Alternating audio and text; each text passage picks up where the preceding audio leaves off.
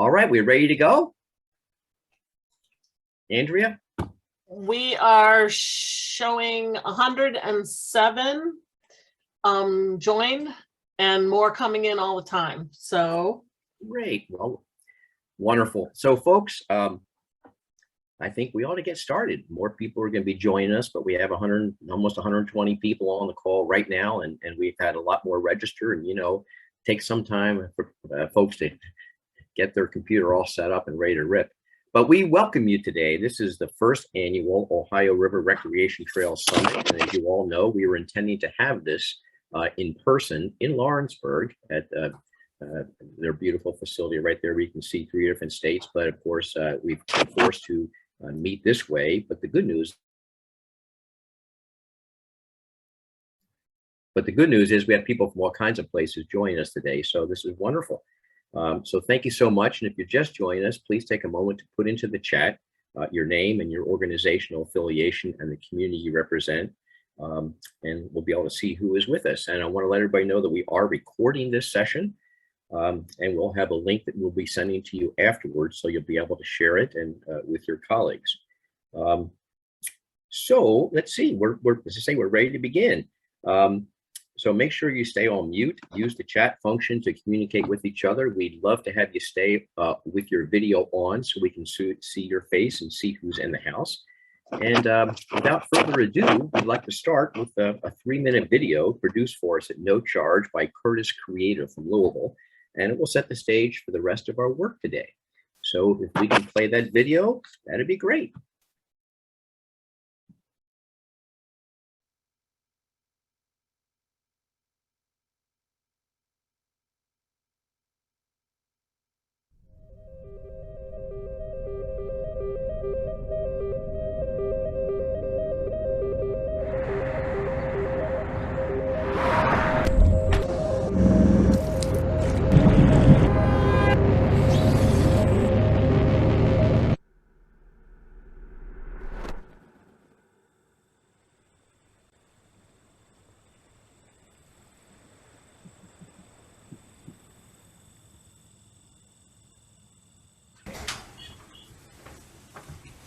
I've been doing outdoorsy stuff my whole life, and along the way came up with this notion you don't have to go great distances to have outdoor experiences. The trip starts from your front door. So the concept of the Ohio River Recreation Trail talked to me immediately. Mostly it's road riding on rural, beautiful Ohio, Indiana, and Kentucky back roads. Sometimes views of the river, sometimes it'll kind of move away from the river. And I looked at it more from a cycling point of view, while others looked at it more from a paddling or motorboating point of view. Our lives are so focused on land, and there's this big resource out to explore that's different, that's away from concrete buildings and stuff like that. It's exploring for me. As you get proficient and you get that glide going, it's like ballet on the water. The Ohio River Trail, it's a blueway trail stretching from Portsmouth to Louisville. And so they're trying to build resources for people, paddlers, that want to make that trip up and down the river. No one has to look at it like I've got to do the whole thing. They can do it in sections. The beauty of the Ohio River Recreation Trail is there are all these river towns, probably 45 of them. Every one of those river towns, there's where you're going to get food. There's where you'll be able to sleep for a night.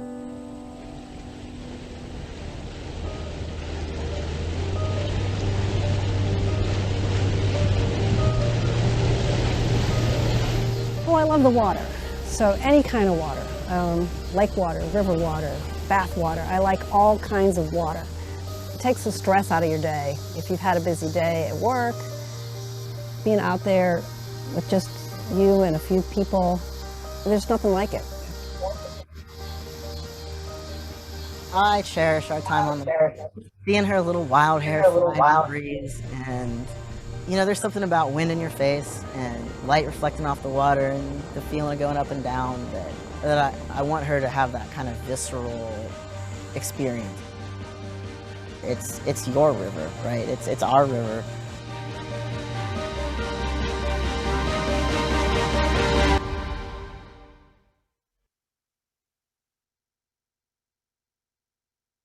Wow, love it. We're so grateful that Curtis Creative was able to do that for us pro bono, and a wonderful contribution that sets the pace and tone for what we're all about today. My name is Brewster Rhodes. I'm a board member of Adventure Crew based in Cincinnati, which works in inner city schools to get urban teens out into nature. We run the Ohio River Paddle Fest every year as well. I'm the co-chair of the Ohio River Recreation Trail, along with my partner, Dr. David Wicks, who is the head of River City Paddle Sports in Louisville, and they work closely with the mayor's office for the mayor's hike and bike and paddle event twice a year, and a whole variety of other activities. So we're just so excited to have such a broad and diverse cross-section of stakeholders in the house today. And I just like to remind you, the 40 of you who jumped on since we started that 3-minute video, please make sure you're muted. Secondly, go to the chat and type in your name and your community and your organizational affiliation. And feel free to communicate with each other and message one by one if you'd like, to all kinds of people that you haven't met yet that you can connect to during the course of this call. So in reviewing the registration list, I see that we have 37 Ohio river towns and cities represented from Portsmouth to West Point. Amazing. Plus folks from 10 other states, including California and Florida. It's amazing. We have cross-section of folks. We have 6 federal agencies represented today, including our friends with the National Park Service, the Army Corps of Engineers, who actually set the record for the most number of people from one organization. There are 11 people registered from the Army Corps. We're grateful to have all of you on with us, plus representatives from the U.S. Coast Guard, the U.S. EPA, NOAA, and the U.S. Geological Survey. We have 11 tourism bureaus, 12 park and rec and conservancy districts, 13 economic development agencies, 14 city managers and county executives, 11 mayors, council members, and other elected officials, 7 universities, nearly 60 organizations, and 17 businesses. And all these are dated because I wrote this up last night. We had 40 more people join us since midnight. So we'd especially like to thank Ohio State Senator Cecil Thomas and State Representative Catherine Ingram for joining us, along with Aurora Mayor Mark Drewry and Bellevue Mayor Charles Cleaves. We're also honored to have representatives from the offices of Senator Portman, Senator McConnell, Representative Massey, Representative Wenstrup, Governor Beshear, Mayor Fischer from Louisville, Mayor Cranley from Cincinnati, and from many other communities as well. And finally, we have council members from New Richmond, Vanceburg, and West Point. And I got to admit, from being an Ohio guy, we came in second. We only have 80 people, and now I think about 90 from Ohio, and Kentucky beat us by a hair. They had 93 before the last rush came in, and we had 54 from Indiana. So Kentucky, you win the turnout award. It's a big prize, I know.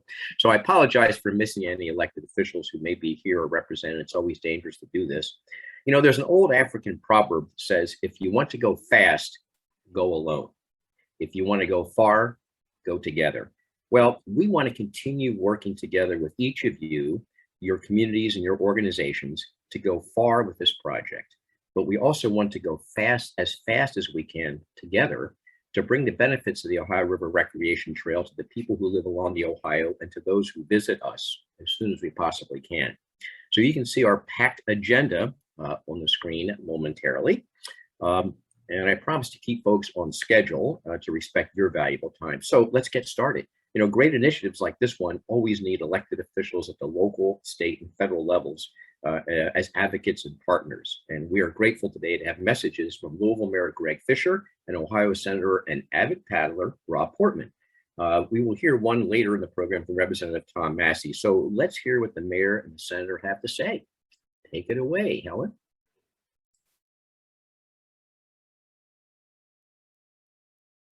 It's coming. Package. And Senator Manning, I don't know if you want to. Everybody, I'm Louisville Mayor Greg Fischer, and on behalf of the great city of Louisville and a recently passed resolution by the United States Conference of Mayors, I want to thank you for joining us today from your homes, offices, and elsewhere for a virtual convening of the Ohio River Recreation Trail Summit. This grassroots effort to create and promote the Ohio River Recreational Trail is an exciting undertaking focused on protecting and celebrating our natural resources in ways that not only help our environment, but also our economy. As people travel along the trail, they will stop in cities and towns, creating a whole new tourism stream. The mighty Ohio River has always been a source of food and power, a center of commerce, and a place to simply play. Through events such as our biannual hike, bike, and paddle, the city of Louisville celebrates this natural resource, promoting sustainable modes of transportation and drawing attention to the need for healthy and clean watersheds. Our city is continually investing in efforts to minimize stormwater runoff, to keep our waterways clean, including plans to install new retention swells along our popular East Market Street commercial corridor. In addition to the Ohio River, we're blessed with several other recreational waterways: Beargrass Creek, Salt River, Hares Creek, and Floyd's Fork, just to name a few. Last year, we adopted an area plan to improve the Floyd's Fork waterway through improved land use and conservation efforts, and the U.S. Army Corps of Engineers is conducting a multi-year survey of Beargrass Creek to outline the necessary steps for restoring its ecological integrity. Utilizing Beargrass Creek as an asset was identified through a CNU legacy project and is a tremendous opportunity for our city to better reconnect with our natural resources. I want to recognize our community partner, Kentucky Waterways Alliance, for the great work they do every day to raise awareness of these unique resources and the ways we can better protect them. I know we're all anxious to learn about the progress that's been made so far and talk about next steps for making this a reality, so let's get to work. Thanks, everybody.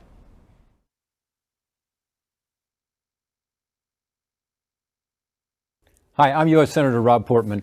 I'm really happy to be joining so many community leaders who've come together to lend their support to the Ohio River Recreation Trail Project. It's a great project. I'm an avid outdoorsman. I love to participate in Paddle Fest. I love to paddle the Ohio River, and I'm so glad this initiative is being officially launched to help revitalize our river as a premier destination for outdoor recreation, available to people from all over the world, in fact, and not just all over the region and the country. I think it'll be a pleasure to see so many people come down to the river and take advantage of all it's got to offer, from canoeing and kayaking to fishing to biking and so much more.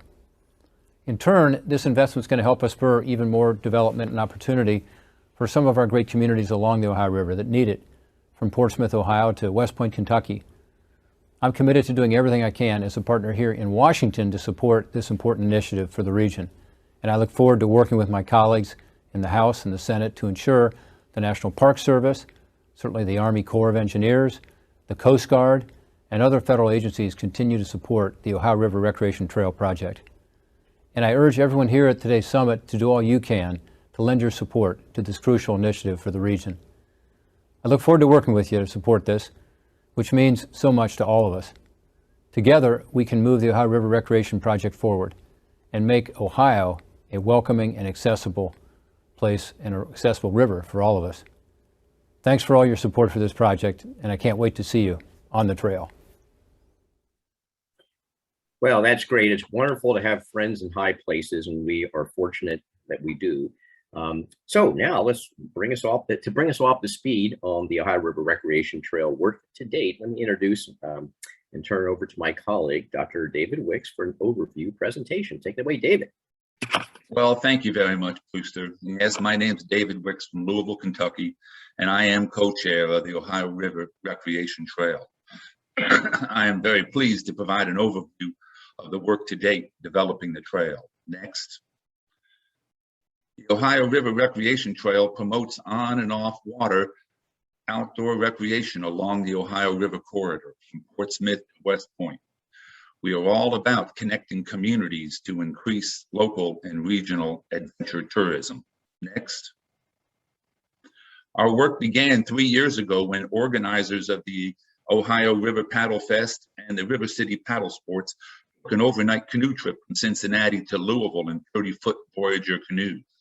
While paddling 133 miles nonstop, we visited many incredible, beautiful river towns along the way. During the 30-hour adventure, we brainstormed strategies on supporting river towns to promote outdoor recreation in the corridor that would enable more folk to get outdoors and enjoy the beauty of the river. Next. 2 years ago, we organized a 9-day, 250-mile adventure for canoes, kayaks, and bikes, stopping at each river town. We met with river enthusiasts, elected officials, and ate some great food in local restaurants. We became convinced of the synergistic benefit of working together. Our goal is to develop strong relationships between the 3 states and the 40 or so river towns. Next. Every river town along our corridor all share a common vision, a focus on the Ohio River. While each river town has its own unique history and culture, the river joins us all. Portsmouth, at the confluence of the Scioto River and the Ohio River, has an amazing flood wall mural. Branson hosted us in the newly renovated Carter House. In Maysville, we walked through the historic downtown and ate at O'Rourke's Pub. Ripley has just a wonderful historic waterfront and several underground railroad sites. In Augusta, we stayed at the Rosemary Clooney House, and several of us rode the ferry. We had an amazing walking tour of New Richmond and visited the Cardboard Boat Museum. Next. After sleeping at the Thomas More Biological Field Station, we floated under the Purple People Bridge connecting Cincinnati and northern Kentucky. We stopped in Lawrenceburg and Aurora and checked out their friendly bike paths. We had lunch in Rising Sun and took a side trip to Rabbit Hash and visited General Store. We camped at Vivi in time for the first Friday festival and checked out the Life on the Ohio River History Museum, then paddled on past Carrollton and the confluence of the Kentucky and the Ohio River. Next. Madison is the home of the Madison Regatta, one of the country's oldest races. Hanover is just one of the beautiful communities, and Westport has one great restaurant, knock on wood. The trip ended in Louisville at the Community Boathouse. But in this virtual tour, we don't want to leave out the Ohio River Greenway and the new Origin Park in southern Indiana. It is very fitting that for now, our trail ends in West Point, Kentucky, the point where 3 converging historic trails, the Ohio River Trail, the proposed 1,000-mile John Muir Trail, and the Lewis and Clark Trail all match. Next. Once again, the Ohio River Recreation Trail is comprised of many river towns working together to facilitate world-class outdoor adventure opportunities through partnership. We believe that working together, our 3 states, our federal government, along with the philanthropic community, would bring significant support and resources that could and will benefit each individual river town. Next. Last year, the National Park Service River Trails and Conservation Assistance Program awarded the Ohio River Recreation Trail a technical assistance grant, which helped us develop a strong foundation for the trail. You'll hear more from Russ Clark and Andrea Ireland later in the summit. Next. Many kudos to the adventure crew and their staff for maintaining our website.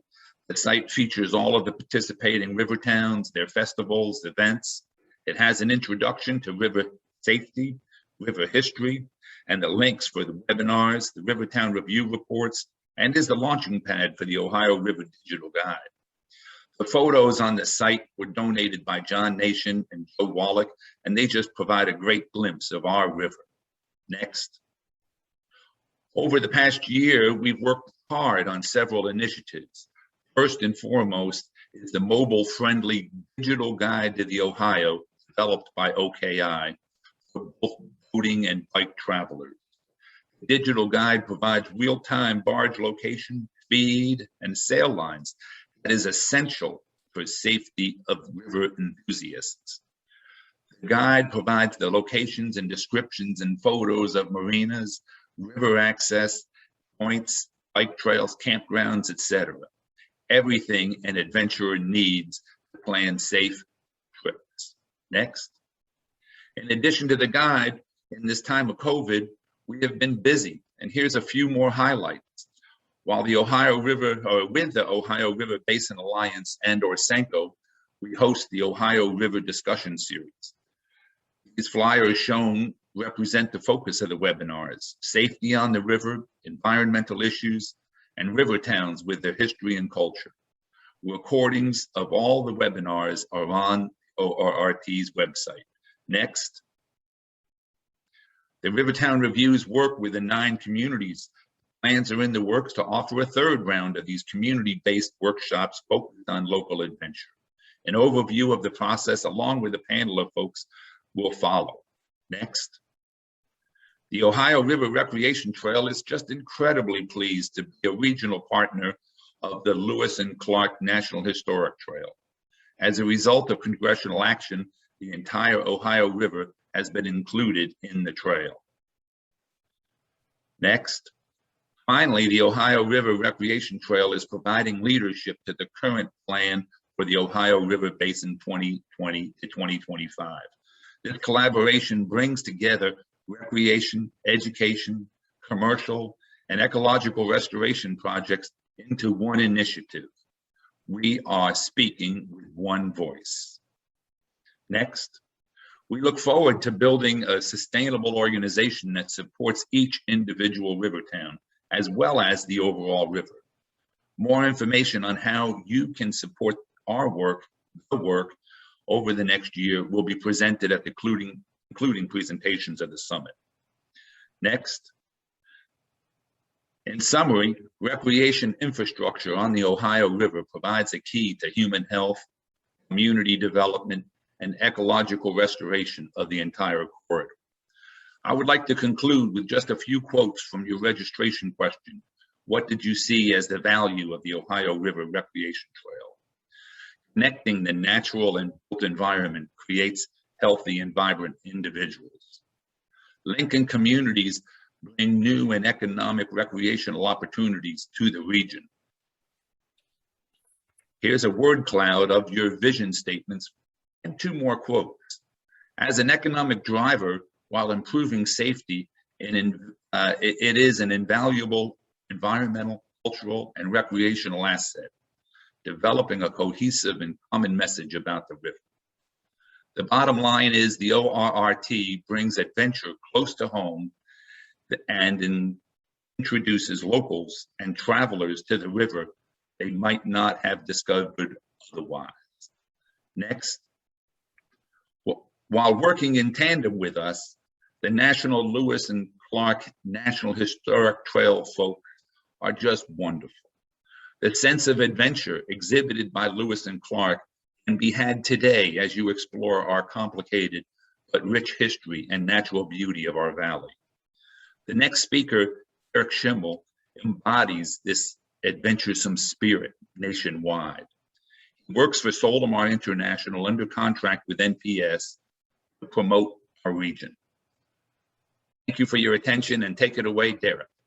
Thank you so much, David. Thank you, Brewster, and good morning, everyone. It's, we've done so many of these webinars over the last 18 months to have almost 200 people. It's really impressive. And I think it's a testament to David and Brewster, Andrea, Russ's work. It's a really fantastic team, and I'm thrilled to be here to chat about geotourism along the Lewis and Clark National Historic Trail. Next slide, please.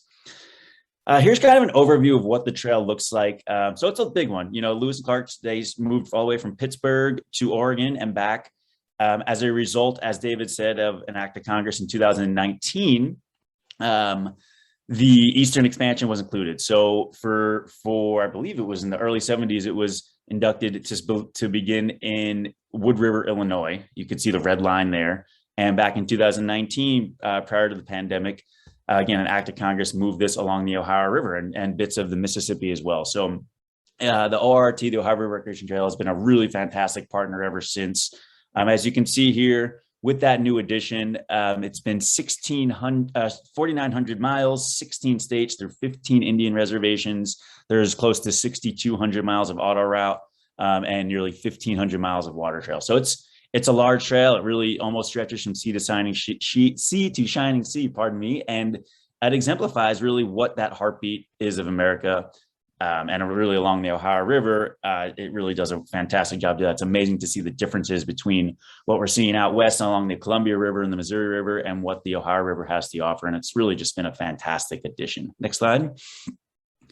So the purpose, again, I can kind of just read through this here. The purpose of the Lewis and Clark National Historic Trail is to commemorate the 1803 to 1806 expedition through identification, protection, interpretation, public use and enjoyment, preservation of historical, cultural, and natural resources associated with the expedition and its place in U.S. and tribal history. So there's two important bits here that I like to highlight. First, of course, that public uses and enjoyment. That really is precisely what it is that the ORRT is trying to accomplish here. And it's really a great partnership that we have because we're kind of able to exemplify what we've done along the trail, along the entire length of the Ohio River, Missouri River, parts of the Mississippi and the Columbia and Snake, and kind of show ORRT kind of what we have done to help build these partnerships with different entities, both public and private. And I'd be lying if I said I and my team haven't learned quite a bit from Brewster and David, Angie, and Russ and their team. So I'll touch upon partnerships here momentarily, but it's, that purpose, it's important to keep kind of top of line as the quote unquote mission statement. We're out there for the general use and the public use and enjoyment for our people, for our Rivertown residents and the communities and the tourists that visit them as well. Next slide. Our mission, so preserve the remnants of the historic route. Of course, this with Lewis and Clark, it's one of the most well-known stories in American history of Lewis and Clark and the core discovery following the route all the way from, I guess, Meriwether Lewis started in DC and worked his way to Pittsburgh, floated down the Ohio where he met with Captain William Clark, and together with a group of about 30 people in and out, made it all the way to the Pacific. So again, that's kind of what we're doing along the Lewis and Clark National Historic Trail alongside the National Park Service. But it's really important to highlight here the bottom section here to allow for better visitor understanding and appreciation of its significance. The important bit here to understand this idea of sustainability, and I don't know that that word has been mentioned yet, but this idea of sustainability and even regeneration now is so critical to the work of both our organization and of the Ohio River Recreation Trail. It's kind of threefold. You have the environmental preservation, which goes without saying along the rivers. We want to make them clean and accessible for all. And we want to promote the cultural understanding as well. For us, it's the cultural historical value of the Lewis and Clark Trail. But for the Ohio River, it's really the identity, the heartbeat of those towns that live along the Ohio River. And then, of course, the economic value as well. There's no doubt that having more people floating along these rivers, along the trails, staying inside of the river towns, patronizing the restaurants, accommodations, museums, it all is super helpful to the economic bottom line of these communities. So think of it as that kind of three-stooled approach, and each of those legs need to act levelly in order for the stool to stand. Next slide. So we like to use the term geotourism methodology. Again, that's a word that hasn't been mentioned here yet on this webinar. And this is something we use. I don't know that this is necessarily the term that the Ohio River Recreation Trail might completely identify with, but if you look at this definition here, it really does show the different value that this methodology can provide, at least through a tourism lens. And again, what we're doing a lot along the Lewis and Clark Trail is focusing on the tourism entities, the restaurants, the beds and breakfasts, the museum, the discovery centers, nature centers, historical drives, scenic drives, beautiful places to kind of watch the sunset and watch the water passing by. These are all the unique places that make the communities, riverside communities, unique. And these are the types of places that we want to highlight on our website and what the ORRT is highlighting on their website as well. So, it's you guys, you are the storytellers of your destinations, of your communities, and we want you to be able to tell those stories. If I'm coming to visit Rising Sun or Vivi or even Louisville, a larger city, we want you to be the ones that tell me where to go. We always use this kind of cousin Krista idea. If your cousin Krista is visiting from England and she's never been to the US before and she's visiting your small riverside town, where are you going to take her? And the answer to that question are the types of places that we want to highlight on our websites, because those are really the true heartbeat and storytellers of your destination. So that really kind of is a high level highlight of what geotourism is. Next slide, please. So how does it work? I'm going to kind of skip number one here momentarily and go to number two. So it develops a common vision for sustainable tourism development and commitment to action. So it's not only kind of putting these points on a map, but it's also enhancing community engagement as well, getting folks together, getting them into a room, even something as simple as this. We're starting to do similar work now along the Lewis and Clark Trail, again, finally in person. And it's just amazing to see the energy that's brought together when we have people in a room together. And of course, this is a virtual room, but it shows that, I mean, we have, what is this now, 192 people here, all after the same mission. And, you know, it's kind of a new age of tourism now, along with everything that's happened over the last 18 months. You know, we have this ability to kind of hit the reset button and build this new vision for sustainable and even regenerative tourism, so that we can work together and make sure that visitors are leaving the place better than they left it for the residents that live there. You know, it's more of a resident-centric first model, and it's forward thinking, and it's a tall task, but I think together, again, this group shows that it's something that can be done. Number 3 here, as I said, it's development of a map guide and other marketing tools using user-generated content that tell local stories from a local perspective. As I said before, that kind of highlights that geotourism methodology, which is, you know, bringing folks together, allowing you to be the storytellers for your destination and pointing visitors where to go. Again, it puts the residents first. You guys are at the center of that circle. And then as you peel back the layers, that's when we start to get into the visitor-centric model. And then first, as I said, I'm going to skip that and come back. Partnerships, public-private partnerships. I can't emphasize that enough, how important that is. The partnership that we have with ORRT is indicative of the value and the power of what a partnership looks like. You can see here, it's local, state, national government. So that's kind of the public sector. We have heritage, conservation organizations, convention and visitor bureaus, tourism companies, residents, DMOs, you know, all of these different people working together. I can never undervalue the importance of partnerships along trails, and with all these different communities working together. Again, the ORRT, David and Brewster and Jerry, Andrew, you guys have all done such an amazing job in bringing all of these groups together. And without that unity, you know, we won't be able to have success. But with it, as we're seeing now, the possibilities are endless. Next slide. So just a quick highlight here of what our website looks like, and I'll drop it in the chat box so that you guys can see the website and play around on it. We have a great video as well that I'd encourage you to watch. But as we stand right now on Lewis and Clark Travel, we have over 1,100 businesses and sites live on the interactive map guide. Again, this is everything from hotels, restaurants, beds and breakfasts, museums. We have a lot of nature centers. We have points basically where Lewis Clark stopped and views where they hunted and camped. We have state parks. We have national parks. So many different outdoor recreation possibilities. And we encourage you to add more. So again, I'll be able to drop this into the box. It's completely free. And this is one of these partnership sharing ideas that we've worked with the ORRT with, where all of our sites that are along the Ohio River, as you see there on the bottom left, I think we have over close to 400 points along the Ohio River. We're sharing them. Everything's going to be shared with the ORRT website, so that anything that shows up on lewisandclark.travel will be able to show up on the Ohio River Trail.org. Again, it's all completely free. This would really kind of be that low-hanging fruit. You know, we're able to get you guys onto these two, you know, nationally known websites, so you can promote your businesses, tell your stories, and at a bare minimum, help with your web marketing tactics. So, you know, search engines and appearing in those first pages of Google and Yahoo and Bing, if anybody uses Yahoo and Bing anymore.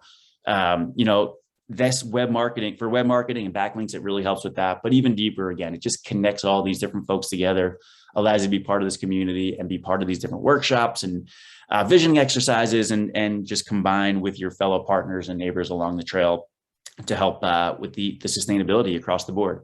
I have some top ranking towns here. I just want to highlight Rising Sun and Kendall there, Augusta, Kentucky, Louisville, VV, Cincinnati. Those are just a couple towns that have really shown their support for our program. And I know that they've been great partners for ORRT as well. And then as I scroll through this list here of participants, I see a lot of familiar names: Chris Lorenz, Clint Bryant, Greg Roberts, Shannon Hunt, Kendall Miller, just to call you out. And then I'd be hard pressed not to single out Jim Mallory. Jim, hopefully you're there listening. You know, Jim has been so vocal and so important to the build out of the eastern expansion along the Lewis and Clark Trail out on the Ohio River.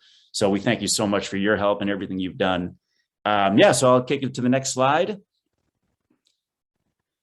And I believe that will go back to Brewster to introduce the RTCA. But thank you all so much. I'll drop my email and the website URL in the chat box. So feel free to reach out with any questions, comments, concerns, or even snide remarks. Have a good Okay, day. we'll do snide remarks there, Derek. Well, thanks so much, buddy. Nice presentation, and it's exciting that we do have this partnership with the Lewis and Clark National Recreation Trail, because it just is another way to get information out to the rest of the world, certainly the United States, about the assets that we have along this trail here. So thank you, Derek, and thank you, David. Wonderful partners that you are. So I just want to do a quick reminder to make sure that people put into the chat their name, their organization, and their community, so we know who's in the house and we can communicate better with each other. And then to use the chat for any comments, like if you want certain things posted, etc., please do that. So moving right along, I think we're more or less on schedule. This is great. Thank you. Key to the success of this project, of course, is the vibrancy and recreational assets of our 35+ river towns and cities along the trail. Helping these communities see with fresh eyes what they have to offer and build on is the purpose of the Rivertown Review program, designed by our partners with the Rivers, Trails, and Conservation Assistance Program of the National Park Service. They're the ones who've been working with us for the last 2 years with their technical assistance grants. Not cash, it's their incredible professional time assisting us. And so now I'd like to introduce Russ Clark and Andrea Ireland, who have been working very closely with us, as I mentioned, for the last 2 years to help us develop the trail. So take it away, guys. Thank you very much, Brewster. It's Russ Clark, landscape architect for the National Park Service Rivers, Trails, and Conservation Assistance Program. This slide just shows a brief overview of what our program is all about. We provide free technical planning assistance to communities, nonprofit organizations, and others through an application process. Now, we've been bringing America's best ideas to communities for over 30 years. And the size of this project involved creating a team of RTCA people. And so I would like to recognize that Andrea Ireland from Ohio is part of our team, Helen Sievers from Kentucky, and Michael Schelling from our regional office out of Georgia. Next slide.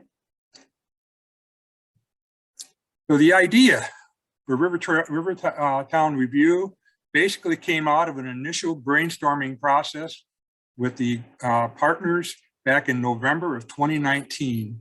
And that was trying to discover how we could provide assistance and value to our local river towns along the river corridor.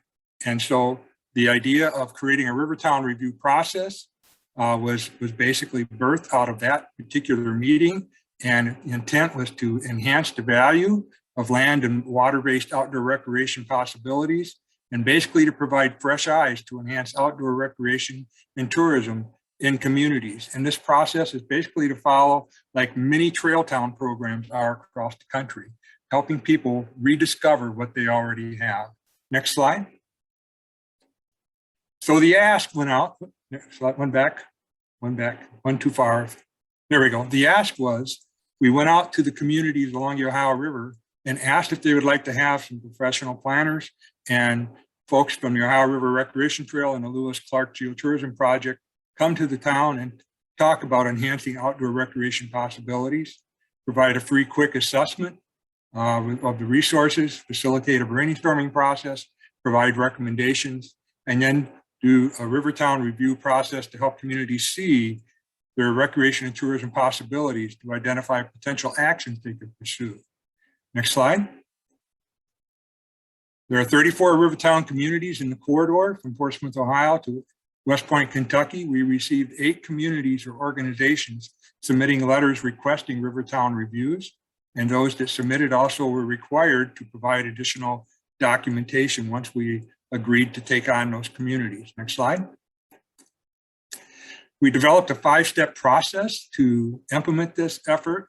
The process involved, pre-workshop activities and post-workshop activities, but basically just trying to find a methodology and a series of checklists, a series of templates, and a series of processes were created to create this entire effort to be consistent.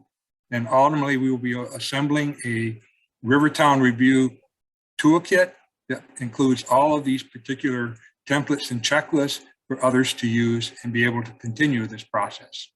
Next slide. We did 9 Rivertown reviews in 2 rounds. We did a round 1 and a round 2. And the intent, again, was to provide those fresh eyes to enhance outdoor recreation and tourism. The dates shown on this are the dates of the actual workshops. Next slide. Due to COVID, we were not able to do a 2-day workshop as we originally intended. We intended to have the team come into each community for 2 days and do a quick turnaround on recommendations and evaluation. So with COVID, we were forced to go to virtual workshops with basically a goal of providing recommendations for towns along the river when they come out of the COVID requirements. So our partners with ORRT and volunteers prepared desktop reviews and visited the river towns, being our feet on the ground. And we did again the 9 Rivertown reviews in 9 months, impacting 11 Rivertown communities with a total of 96 participants providing input on their community. And this amounts to 1/3 of the river towns along the entire study area that have done a Rivertown review today. Next slide. Thank you, Russ. Thank you. I'm going to turn it over to Andrea now to take over on one of the tools we use to get input from the community. Andrea? Thank you, Russ. Yes, one of the things that we did was have these community meetings. And as much as we would have liked to have them in person, we made lemonade out of lemons and did them virtually. So we used some tools to engage those participants in those communities. One of the things we did was this SWOT analysis: strengths, weaknesses, opportunities, and threats. And it was really interesting to see the results that came out of this. The first round, we ended up using a chat box because we didn't have the appropriate tools. And with a lot of hard work by Helen on our team, we analyzed those results. And then we moved on to using the Mural software and received everybody's input. Then we ranked what their output was. They ranked what their all of the pieces, they ranked them so that we could know what the priorities were in their areas of strengths, weaknesses, and opportunities. So next slide. Then we combined all of the results from the communities and ranked those. And this is the result of what we learned from all of the SWOT analysis that we did for the 9 Rivertown Review programs. And it's interesting that these ideas floated to the top for all of those communities. Currently, the communities still see their history of their location, their buildings, their people, as one of the strengths that they have. But through this process of looking at it with fresh eyes, they also see that the other categories show the potential for what they can use. And then building on those opportunities, and I thought it was very interesting that one of those that rose to the top was turning their weaknesses and failures into opportunities. So they see the potential for promoting recreation and connecting communities by virtue of looking at themselves with a little more critical eye. Next slide, and back to you, Russ. Thank you, Andrea. Another tool we used in this in the process was brainstorming, where all ideas were good ideas. We were seeking to find and refine and harvest ideas from the communities themselves. And we asked some leading questions through this process. And as a result, we looked at the various ideas and then asked our participants to help us identify short-term ideas to pursue in 1 to 3 years. And as a result of categorizing those ideas, then we asked them to help us prioritize through a polling process. Next slide. We also did it for long-term recommendations, 4 to 10 years out, what should be considered there. And the communities helped us to prioritize those thoughts as well, each one individually. Again, there were some common elements, which I'll cover in a couple minutes, but all of the information that was collected through the process of the desktop reviews, the community visits, the brainstorming, the SWOT analysis was all included in the final reports. Next slide. So some of the common themes that came out of the brainstorming ideas was camping, close to the community, creating events, looking for opportunities for new cycling routes within the community, historical interpretation opportunities, cooperative marketing opportunities that came out several times across the board, wayfinding signage, the need to update social media, and create potential separate kayak launch sites where possible, and then enhancing or creating transit docking facilities in each of the communities. Next slide. So immediate action recommendations were part of our recommendations with the report. It was essentially that low-hanging fruit. And as previous speakers have identified, updating the digital guide with local businesses and services, partnering with the ORRT organization, enrolling with the Lewis and Clark National Historic Trail Community Partner Program, utilizing the community photographs provided by the professional photographers, Joe Wallach, John Nation, in future outdoor recreation information website updates, and then adding bike racks near businesses. And one of the other key things is that communities that did not participate in the Rivertown review process can do these very things as well, the majority of them, and help enhance their communities as well for future tourism and recreation opportunities. Next slide. The results, 9 Rivertown review reports. Next slide. And the contents of those reports were broken down into 7 sections: an introduction, the planning process, the desktop reviews, the community visit, community input, executive summary, and appendices. The average report summary was 13 pages. The average appendix was 38 pages. In Appendix C, we provided an extensive list of resources for the community from outdoor recreation, adventure tourism categories, sustainable tourism considerations, maintaining small town character, grants and funding opportunities, organizations to look into, and other community assistance programs. Next slide. So as a result of all of our efforts, these reports are now available on the Ohio River Recreation Trail website. You go up, click on Rivertown Review with the first click, second click reports, and you will find a copy of all 9 reports. Next slide. So what we learned, Rivertowns have unique attractions. Every community has historically significant structures and unique stories to share, and they all have many common challenges. Next slide. In conclusion, each community does have immediate action items they can pursue. There are new cycling and paddling opportunities to explore in most of the Rivertown communities. Improved wayfinding signage and updated social media are some of the typical first steps most Rivertowns can take to enhance outdoor recreation and promote tourism. That concludes the overall summary on the report. I'm going to turn it back over to Andrea on the panel. Andrea? Thank you, Russ. Next slide. So we've heard how we engaged with these river towns, and next we'll be able to hear from a few of those communities who participated in a Rivertown review. But first, we'd like to engage you, and we're going to have a poll that Helen is going to launch for us. We'd like to hear from you. It's one poll, there's 2 sections, so make sure you scroll down for section 2 and then hit submit. Maybe you don't live near the river, or you have not been in activities on the river, but that's okay. Enter what you'd like to do if you were given the opportunity. And we'll give it just a few minutes here to gather some more of your answers.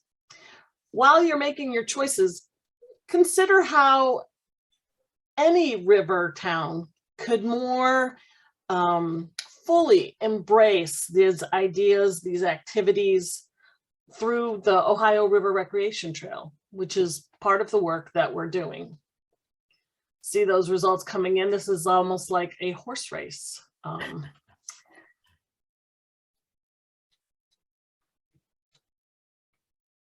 And don't forget to scroll down, because there's that whole second section of what you like to do on the river. So near the river would be those towns and those trails, and on the river would be water recreation and the amenities that are needed for that. Are we taking bets, Andrea? Yeah, you know, I was really hoping that wineries and breweries and distilleries would be further up the... It's a good fundraising strategy for us. We should have thought about that. My gosh, who's going to win? Which activity will win in both categories? So make sure you scroll down, folks, to question number 2, which has to do with most frequent activities actually on the river. Right, Andrea? Right. And we'll just give it another 30 seconds or so. Yeah, we've got about 53% participation. That's pretty good, but I bet we could get it higher. So those of you who haven't had a chance to look at the poll yet, please hop on, select your top 3 favorite or most frequent activities near the river. That's the things you can do without getting your feet wet. And then scroll down to your most frequent activities on the river. Hey, Helen, there's a couple people in the chat saying that the poll disappeared. Try going, I don't think I have a solution for that. Yeah, I still have it running. I think somebody hit end poll. Because Poll I don't ended. have that as an It option. says poll ended here. Mhm. Well, then I better just go ahead and share the results. Sorry right. about that. So the co-hosts will have to be careful not to end the poll next time. All right, so it looks like hiking and walking along the on the river or near the river is very important to people. So incorporating that form of outdoor recreation into all of the other benefits that you have of your community is important. And most frequently on the river comes in as paddling, and with a close second by viewing river traffic. It is amazing to watch those barges go by and kayakers and some of those Voyager canoes. So here's another opportunity for communities to embrace the outdoor recreation component in their community. Okay. So now we're going to be looking at, after looking at those results, that's just a snapshot of what these Rivertown communities can focus on to not only increase tourism, but also realize all the other benefits that come for their community, like quality of life, business attraction, retention of residents, economic development, and connecting to other river towns in the region to multiply those benefits. Our original intent with Rivertown Reviews was to connect each other, connect those communities.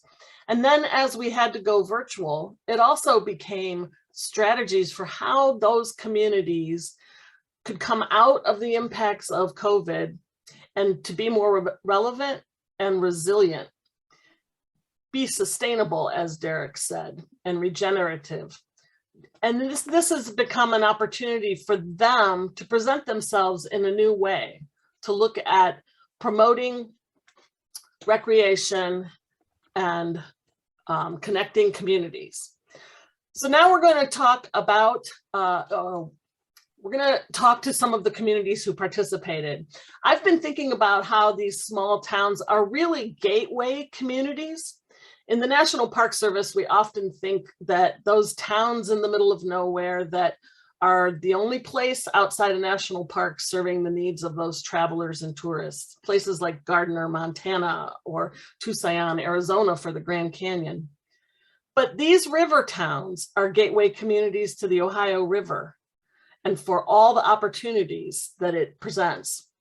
And they're gateway communities from the Ohio River for all that their community has to offer. And it is a gateway community to a National Park Service site, the Lewis and Clark National Historic Trail. Being that gateway community is another way to look at it with fresh eyes. That's the value and the future of the Ohio River Recreation Trail. So let's hear how these towns are using or benefited from the Rivertown review process. We would have liked to have had all 9 communities or all 9 Rivertown reviews participate, but we have just a few today. We have, next slide, please. We have Janet Hunt from Augusta, Kentucky, Greg Roberts from New Richmond, Mike Perleberg from Dearborn County, and Richard Searcy from West Point. So we're going to start out today with Mike Perleberg, who is the executive director of One Dearborn. And if you could go to the next slide, please, Jody. I wanted to thank all of our panelists for joining us today too.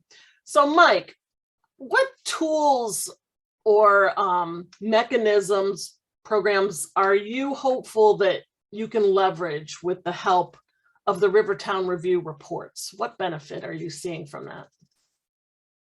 Sure. Well, first off, thanks, Andrea, and good morning, everybody. There are three things that we are hopeful we can and will help us kick the Rivertown Review strategy implementation into high gear for Aurora and Lawrenceburg. We had both of those cities here in Dearborn County go through the Rivertown Review kind of in parallel with each other.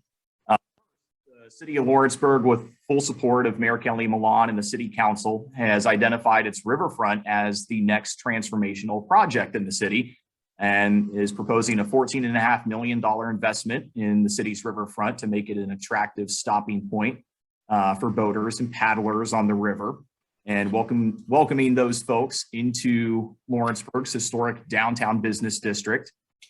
And the Rivertown Review report for Lawrenceburg, you'll be glad to know, is being used to inform some of the amenities and features which could be a part of that cool project. Similarly, the city of Aurora has invested in the new Gabbard Riverfront Park in recent years, and riverfront enhancements remain a long-term goal for Mayor Mark Drewry's administration. The Ohio River Recreation Trail is a way to further leverage existing riverfront assets that Aurora and Lawrenceburg have and share, things like the Lawrenceburg to Aurora River Cities Bike Share Program and the Dearborn Trail, a paved walking and biking trail that we have between the two cities along the river. Second, the Indiana Economic Development Corporation's READY program. Many folks tuning in from Indiana will know what that is, but in summation, it is a big quality of life and place and talent attraction initiative for regions in Indiana. The Southeastern Indiana region's application for READY includes what we've called the Rivertown Review Implementation Program. Pretty straightforward title there, but this proposed implementation program would be inclusive of Aurora, Lawrenceburg, as well as Rising Sun and Vivi, which also went through the Rivertown Reviews. And it could provide READY seed funding to assist our local governments in this part of the state, and other organizations for that matter, with executing Rivertown Review projects, recommendations, and strategies, large or small. And third, we have a fledgling port authority in Dearborn County. The Southeastern Indiana Regional Port Authority is going through the early stages of some strategic planning and project identification. And while there's nothing concrete yet, I can tell you that there's been considerable focus on recreation-related projects. And the Ohio River Recreation Trail folks have been involved in that, and we'll see what materializes there in time. And I also want to share that we had participation by our city administrations, but also organizations including Main Street Aurora, Lawrenceburg Main Street, Dearborn County Convention Visitor Tourism Bureau, and the Oxbow Inc. Conservancy. One Dearborn, being a countywide economic and community development organization, was glad to serve as the coordinating organization, bringing all those local partners from two cities together to get involved and make sure we got the absolute most out of this program. Like many of the communities participating in the Rivertown Review, our river cities, Aurora and Lawrenceburg, know there's much more that can be done to embrace the Ohio River and even its tributaries for recreation.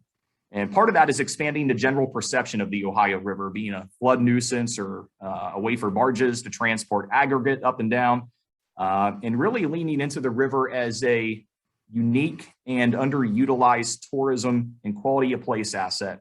That's what the Ohio River Recreation Trail is about, and why this initiative has generated so much excitement here in Dearborn County. So thank you for taking the cities of Lawrenceburg and Aurora through this program. Thank you, Mike. It's so exciting to see how you've leveraged the work that we did together on the Rivertown Review, especially that READY grant, the Rivertown Review Initiative. Yeah, that's exciting.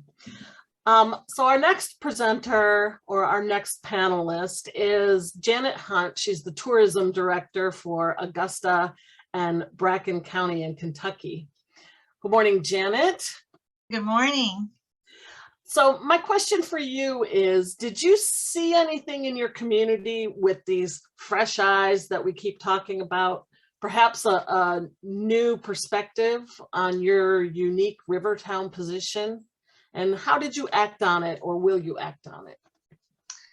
Oh, wow. Well, fresh eyes is always a good thing, right?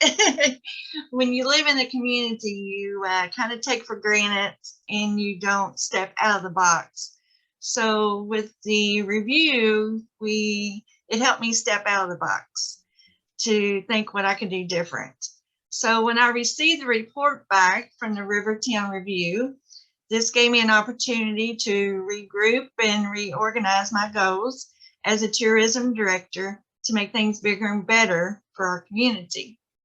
So things like kayaking, canoeing, fishing, camping, horseback riding, cycling, I just didn't think that that would be part of tourism. But after working with Brewster and David and a lot of you guys, I've come to find out that plays a big part in tourism. And so I come back to the office and I have went over the river report, and I've spoke with our city clerk, our city management person, our council, our mayor, city attorney, and judge executive. And now in action, we are now working on a sidewalk grant to improve our sidewalks because Augusta is right on the river. We are looking at bigger and better picnic tables to sit up along the river so people can come and have a picnic and enjoy the river view. Come to find out, one of our city employees has a drone, so they are going to volunteer their time and to make a video of Augusta on the river.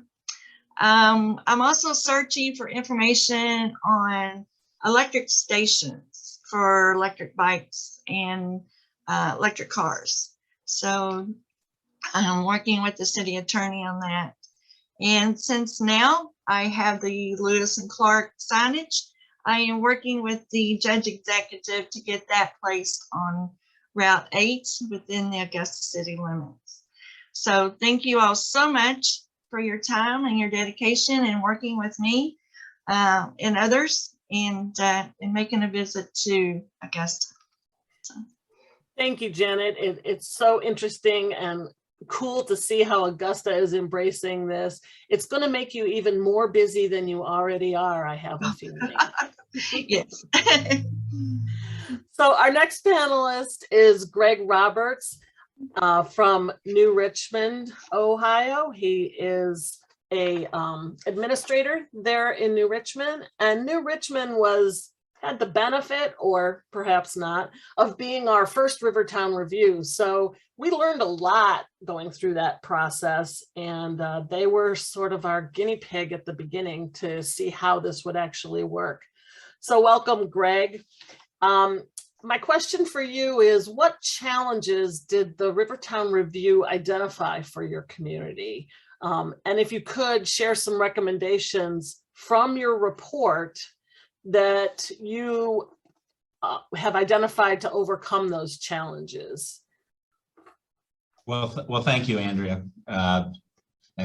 Yes, as the first Rivertown Review community, yes, I guess we were somewhat of a guinea pig, and we certainly learned a lot, and glad to hear that you folks did, and hopefully the other communities that followed us benefited from our experience.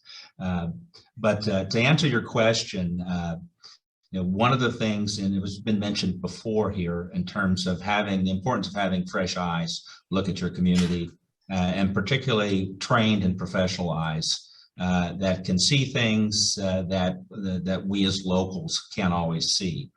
But some of the things, again, that struck me, and I believe it struck, a number of the participants in our community, focuses around attitude, which is mentioned in some of the analysis in terms of looking at that river as what it truly is, an asset instead of a liability.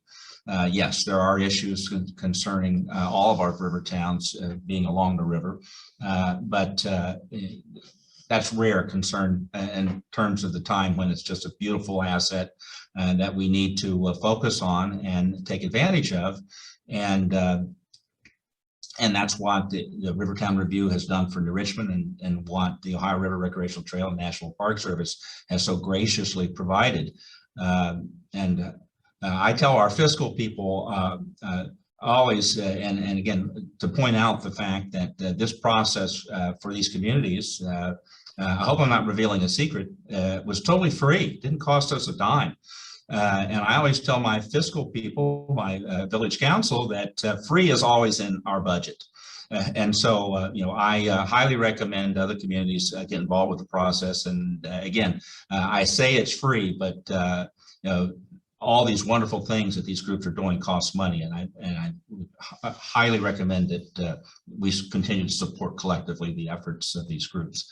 But back to your question, Andrea. One of the things that I think we learned is that we keep our light under a bushel basket. We need to take advantage of marketing our assets and letting the world know what a wonderful community we have. And all these communities have wonderful assets. I've been to all of them except it's on my bucket list now to visit West Point. But so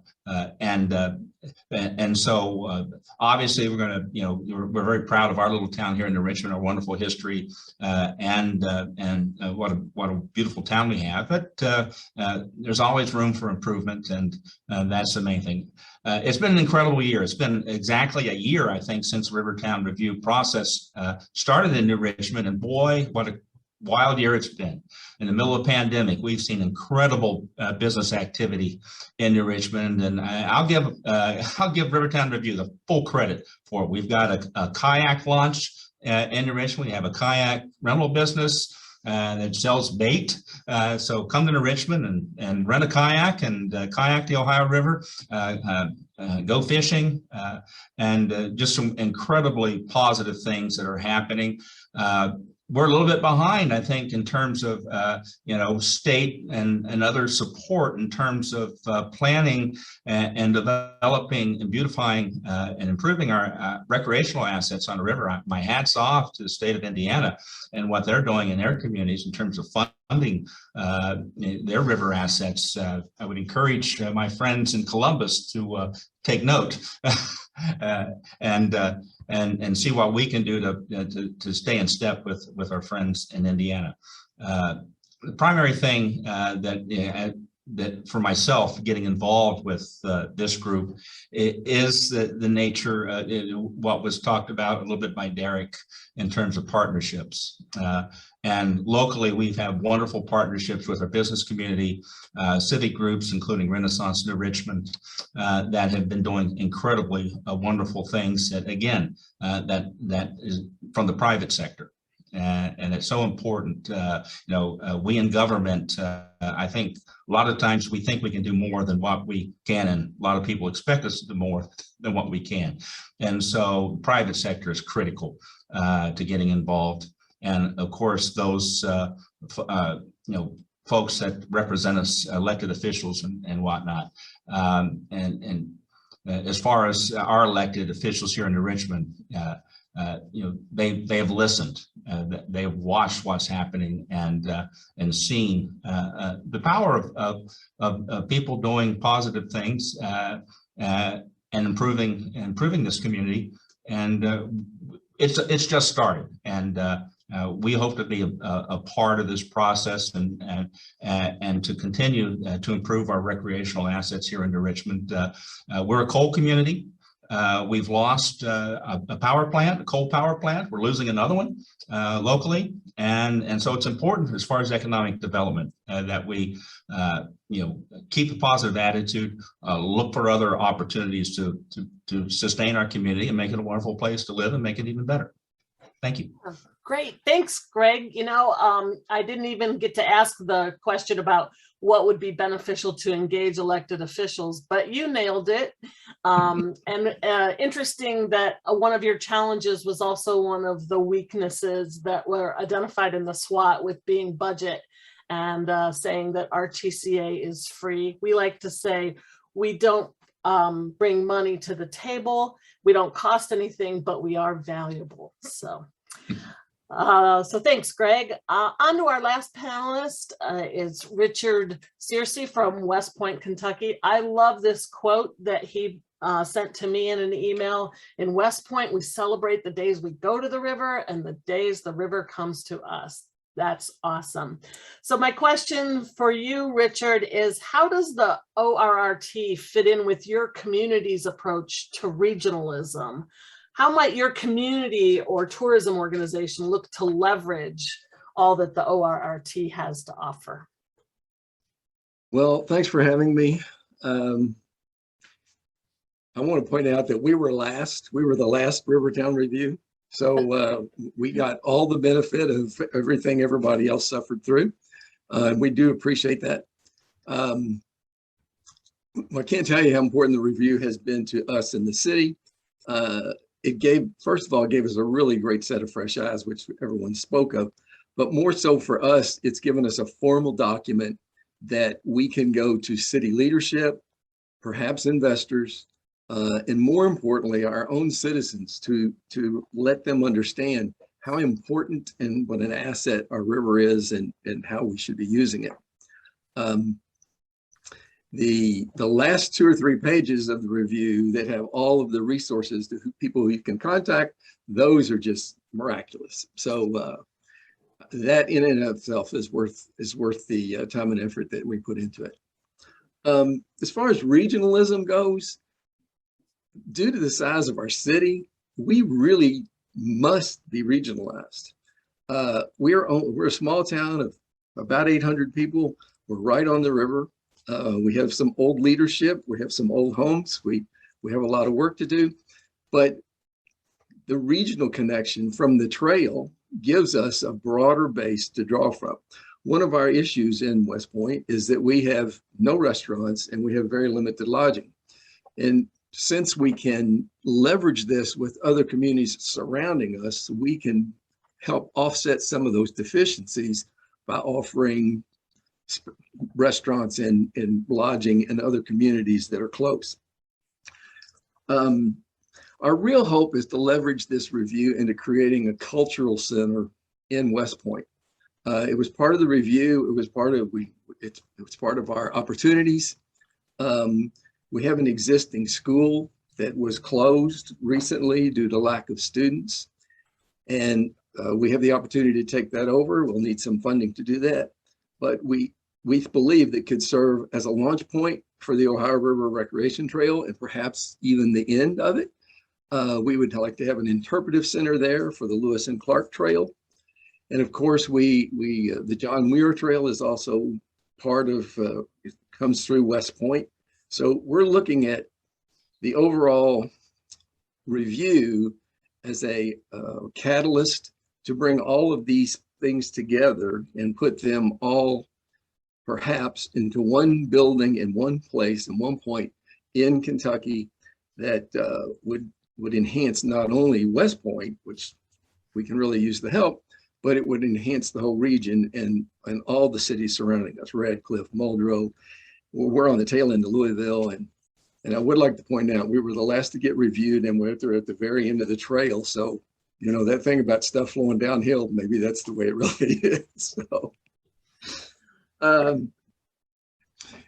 we're really again, the review gave us the impetus to do that, gave us all the parts and pieces and has given us the resources to move forward. We've only had it a month or so, so we're just getting started on the on being able to get much accomplished, but we really appreciate what's been done. And I think we'll move forward quickly now. Awesome. Thank you, Richard. That's really great. And you were the last. We had it perfectly down pat with no glitches by the time we got to you. You ought to talk to Greg about how the first one went. So yes, the Rivertown Reviews are one great resource that the ORRT has been able to provide. The next slide, please. And I was going to ask this question, but since we're running a little bit behind, but just maybe think about all that the panelists have said as what they saw as the keys to success on the Ohio River and how they leverage the Rivertown Review program to see those successes and to go in the right direction for rejuvenating their tourism, for seeing sustainability and outdoor recreation, and connecting to other communities. So I'd like to thank the panelists all for sharing. It's wonderful that you're utilizing the Rivertown Reviews that we put so much work into. And thank you to your communities for engaging so enthusiastically in the Rivertown Review program. It didn't just happen with each one of you, it was all of the people that were on the community input pieces of that. And I look forward to sharing and watching how you and the ORRT proceed into the future and how you benefit from promoting recreation and connecting communities on the ORRT. So back to Brewster. Well, thank you, Andrea and panelists. I think one of the real benefits of this project is, frankly, just the networking, from Portsmouth to West Point and all points in between, folks being able to share their experiences, their best practices, and I think we can facilitate that. We clearly already have, and it's just very exciting to me.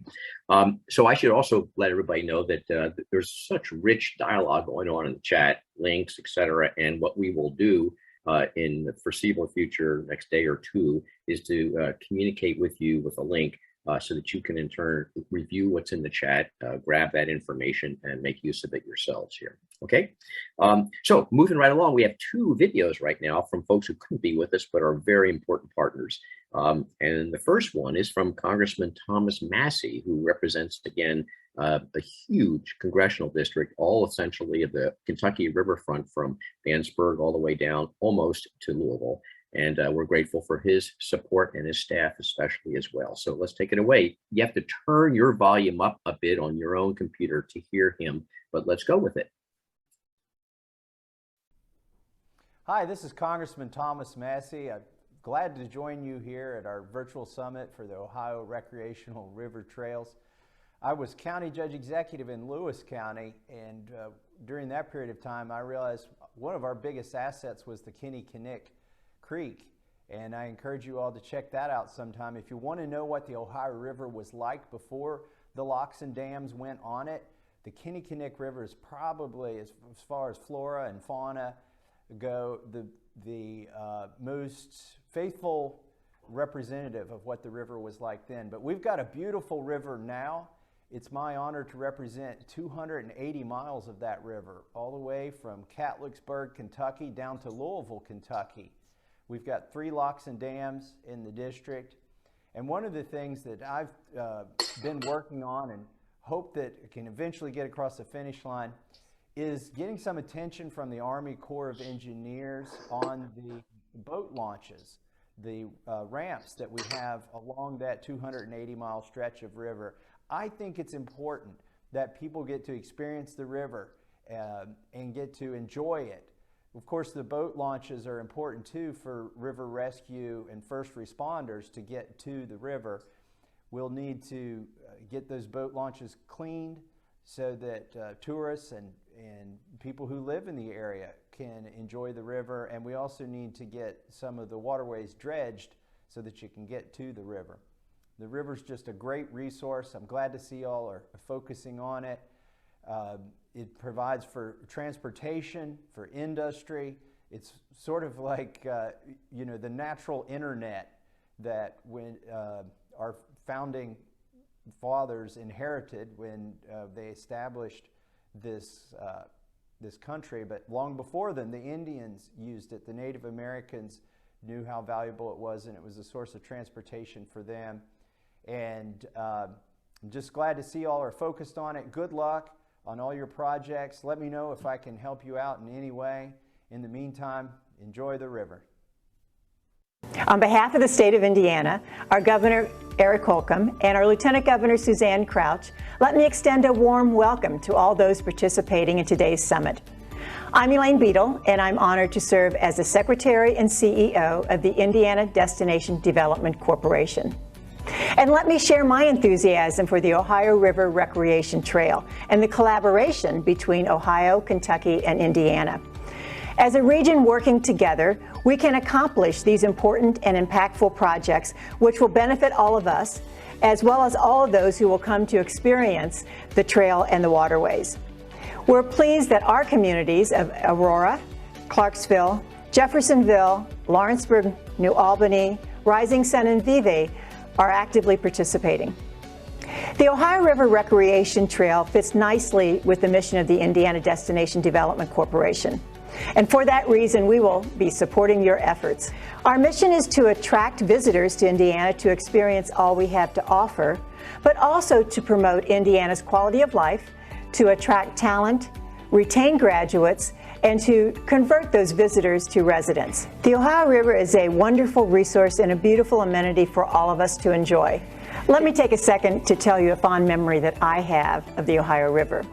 As a student at Hanover College, we'd many times observe the Ohio River in an evening. Under a moonlit, starry sky, we would see barges come down the river, and the only thing that would really break the silence would be the horns of the barges themselves. A beautiful sight that we all so much appreciated. Hanover College, as many of you may know, is near Madison, and it sits up on a bluff about 450 feet above the river.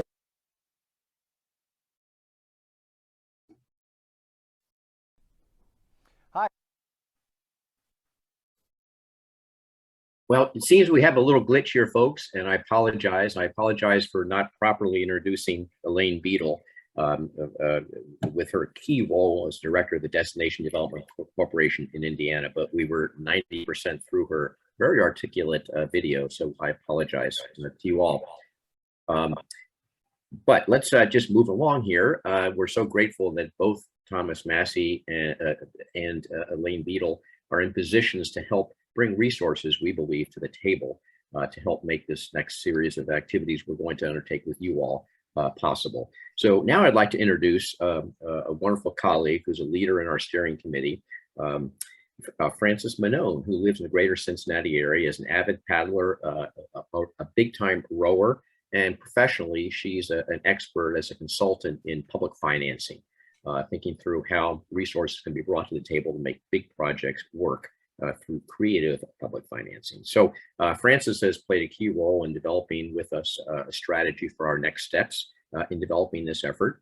And I just really appreciate so many people continuing to hang in with us. I know it's a long time, but we're almost done. And please stick with us so we can help, well, we can connect with you about our next steps here. So Frances, thank you so much. Take it away. Thank you, Brewster, and I am excited to be here today. Again, my name is Frances Kern-Manone, and I am the Managing Director of Frost Brown Todd's Project Finance Advisory Group, and we are a founding member of a new initiative with the Kohler Experience Institute, which is called Right to Win Cities. But my personal experience with the trail has been from the beginning, and interestingly, the way in which I encountered this opportunity to do something with the trail was simply by seeing a post online. Brewster happened to post something about something he was up to. And I wanted to make that point at the top because I think it's important to how we want to expand the impact of the trail to multiple people beyond the 200 or so of us that are here with us today. So we can move on to the next slide. As it stands today, the Ohio River Recreation Trail is an entirely volunteer organization. And remarkably, we've been able to accomplish on the backs of some really wonderful volunteers, a lot of great things, from the National Park Service assistance to the affiliation with the Lewis and Clark Trail and our award-winning OKI digital guide to the Ohio River. that's quite a bit for a volunteer organization to do. And it's been a fantastic ride. And we're very excited about taking our next steps to formalize the organization. And that the appreciation for the work done so far has been endorsed by these organizations, as well as many more here on the screen. And we look forward to formalizing as we move on. We can, next slide.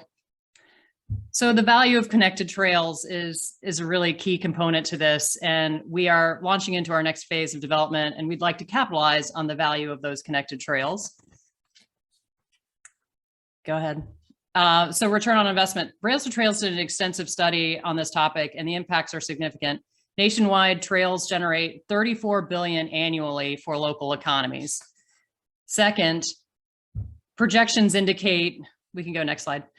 Projections indicate that there's a $20 billion annual health savings that could balloon to $92 billion over the next few years. That's huge. Preventative health is more important now more than ever with regards to the few years that we've just been through, keeping our populations healthy so they're not disease prone, so they're not pandemic prone, is really important to our way of life and our sustainability. 3, trails get more cars off the road. They provide alternative pathways to work, school, and play. 4, rails to trails are just a portion of America's trails networks. They represent literally what has been converted from rails to trails. Yet they alone produce 10.6 billion annually. Add in all the other trails that are not affiliated with rails to trails, and what would that number be? It would be huge. And yet the ORRT, our organization, has another dimension, which is 5. Now, our trail is not just a land-based trail, but it's a water-based trail. The reason why there is any land-based trails and there, you know, the original purpose, the original soul of this region that we live in is the river.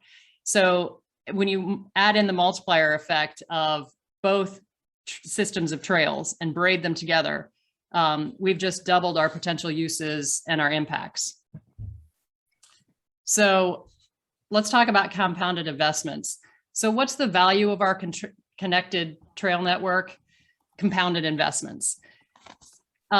Cincinnati's Crown, next slide. Cincinnati has spent an estimated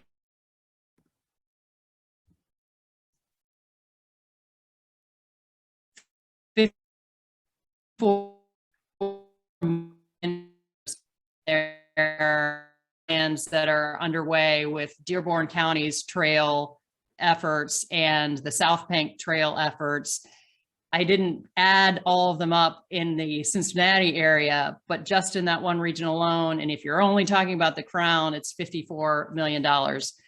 Next, if we add in what the investments that are planned for the Louisville Loop, that's $120 million worth of investment that Louisville is planning on spending on their loop. Add that into all the other, as I was saying, trail networks along the corridor, Dearborn County, South Bank, what's happening in Portsmouth with their trail development. Add it together and the amplification is significant. A regional approach allows everyone to add more uses and provide twice as many resources to their own investments. Next.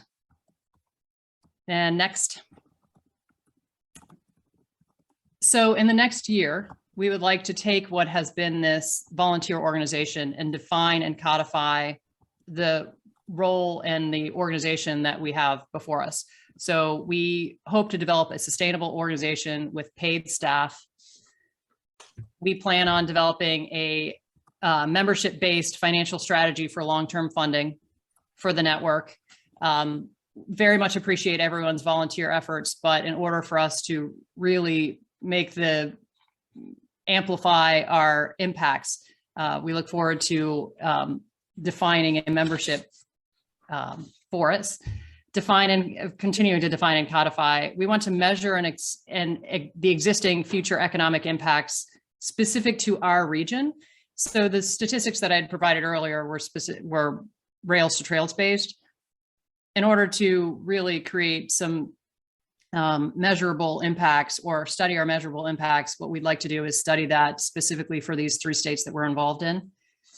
Next, post-pandemic, now is the time to really double down on the value of having a regional organization such as the Ohio River Recreation Trail. Collectively, we would love to be able to pursue regional funding sources that, such as the American Rescue Plan, the potential resources coming for infrastructure that Mr. Massey was discussing, the EDA potentials around tourism. There are a lot of assets that are available to us nationally that are made more available to us as we approach them as a collective. Next. Then we need to promote. So as I said earlier at the top, I came to know about the trail efforts, and not even the trail efforts. I came to know about an adventure on the river by seeing one person's post about an adventure that he was taking. And I said, I want to do that. But we need to be able to impact a broader population than just who's on with us today and all of our constituents. I didn't do the math on the population between Portsmouth and West Point or Westport, but I'm sure it's much bigger than what we have been able to reach at this moment. So we are excited about promoting our regional brand with standardized signage for kiosks, printed materials, and user-friendly maps. Next, we have, as I mentioned, an award-winning OKI digital guide.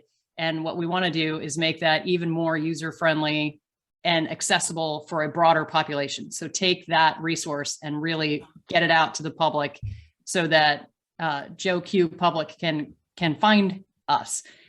Interestingly, you would imagine that a river, why should anyone need to be able to find the river? We want to make the user experience for the access to the river as streamlined as possible. People want instant, they want it to be laid out for them. How do you access this? Next is by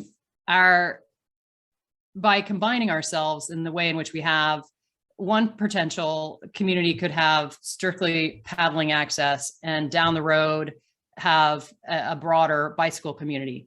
When we band together, such as we are now, we expand the availability of the different uses we have. So one community doesn't have to provide all 25 uses, but by combining with ourselves, we can touch many portions of the populations and their various interests. Next, this is all while we're sticking to our core values of promoting the education and stewardship and safety of the Ohio River, which has been a concern all throughout. How do I safely access? And we do it quite a bit, but we need to inform the public about how to safely access and engage with the river and the adjacent trails. Next. So just imagine the potential. These are just a few things ways in which formalizing the organization into a membership strategy, we can really build together with a broader reach to a more engaged population. So reaching more and more people inside our corridor, leveraging our existing acts, getting better with leveraging our existing investments with new resources coming into the communities and making things more accessible. Somebody in the chat, I think one of the doctors from, I can't remember his name. Dr. Miller. Dr. Miller has already suggested, and I'm glad you did, what we need is pre-designed tours. In this day and age, if providing someone with just a hard copy of a map is no longer the way in which people engage with information. So let's pre-design tours around history, around the Underground Railroad, around ecology. Let's spell it out for people, take out the guesswork, and make it very easy for the community and our populations to engage with the river. Next. And so this winter, we're working on, together with some fantastic resources out of regional planning firms that have done work along trail networks throughout the tri-state region, and we are working with the Kohler Experience Institute as well to formalize and really codify what we have and take this organization to the next level. So with that, Brewster, I'm going to turn it over to you. Well, great, Francis. I'll tell you what our next step is going to be one more last poll that will be extremely helpful to us as we plan our future work. We need to hear from you. Francis just reviewed a variety of the initiatives that we are considering and thinking through how to finance to undertake. And so we have a poll we'd like you all to take a look at and respond to, a survey. So here's the question.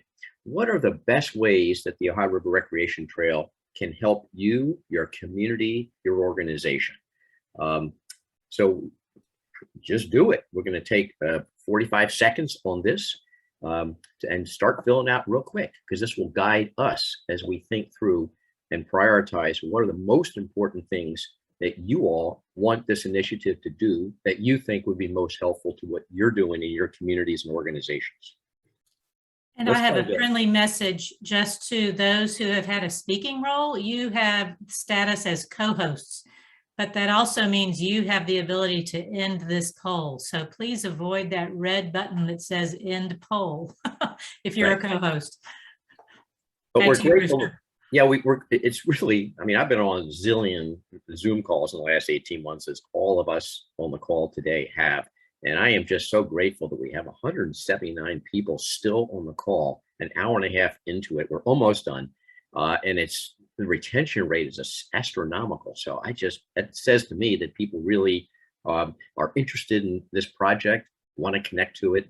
And we're asking you to connect to it now by giving us the feedback about what do you want this effort to do, working closely with each and every one of you that would provide the most value.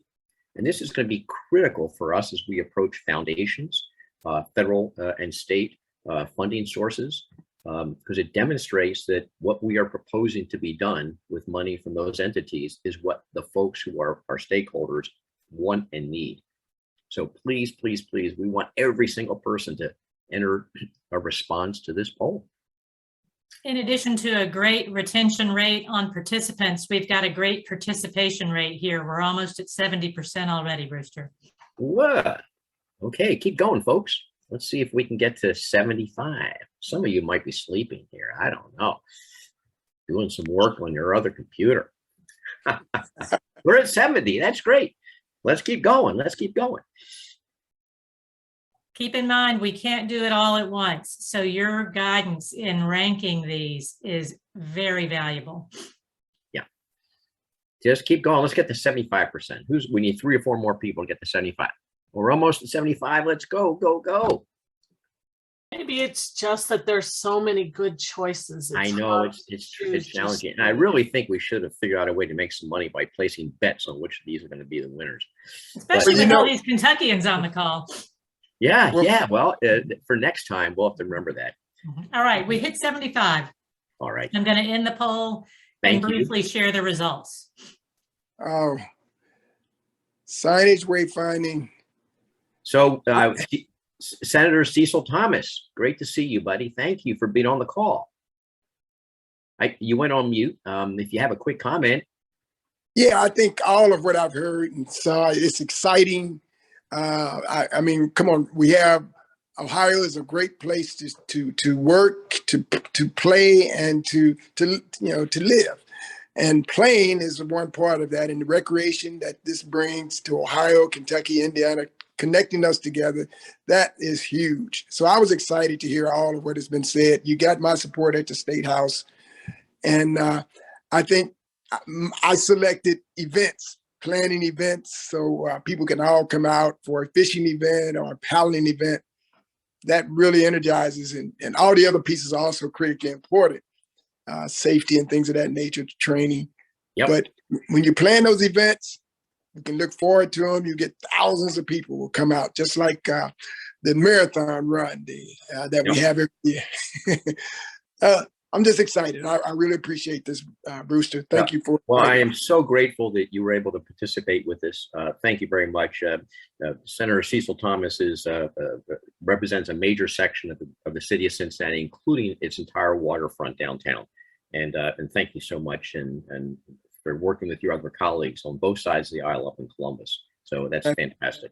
So just moving right along, folks. It's clear that signage is a big deal.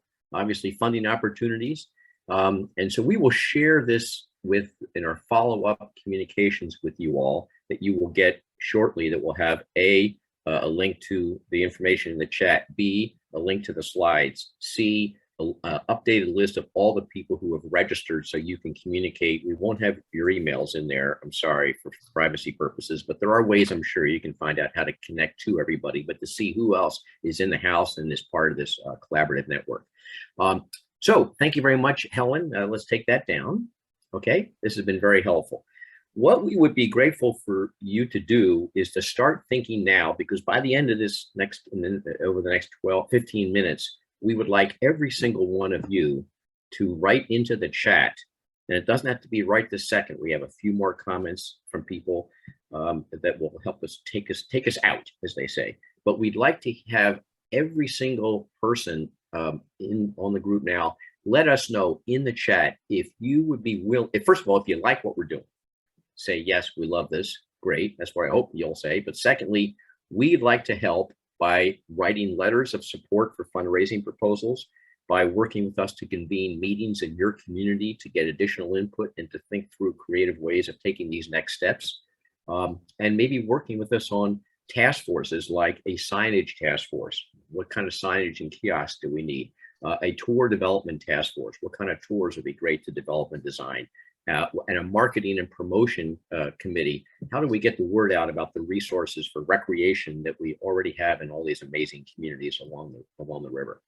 Okay, so you're welcome to start entering now your name and your organization, basically saying we're on board, we want to be helpful, call upon us, we're in.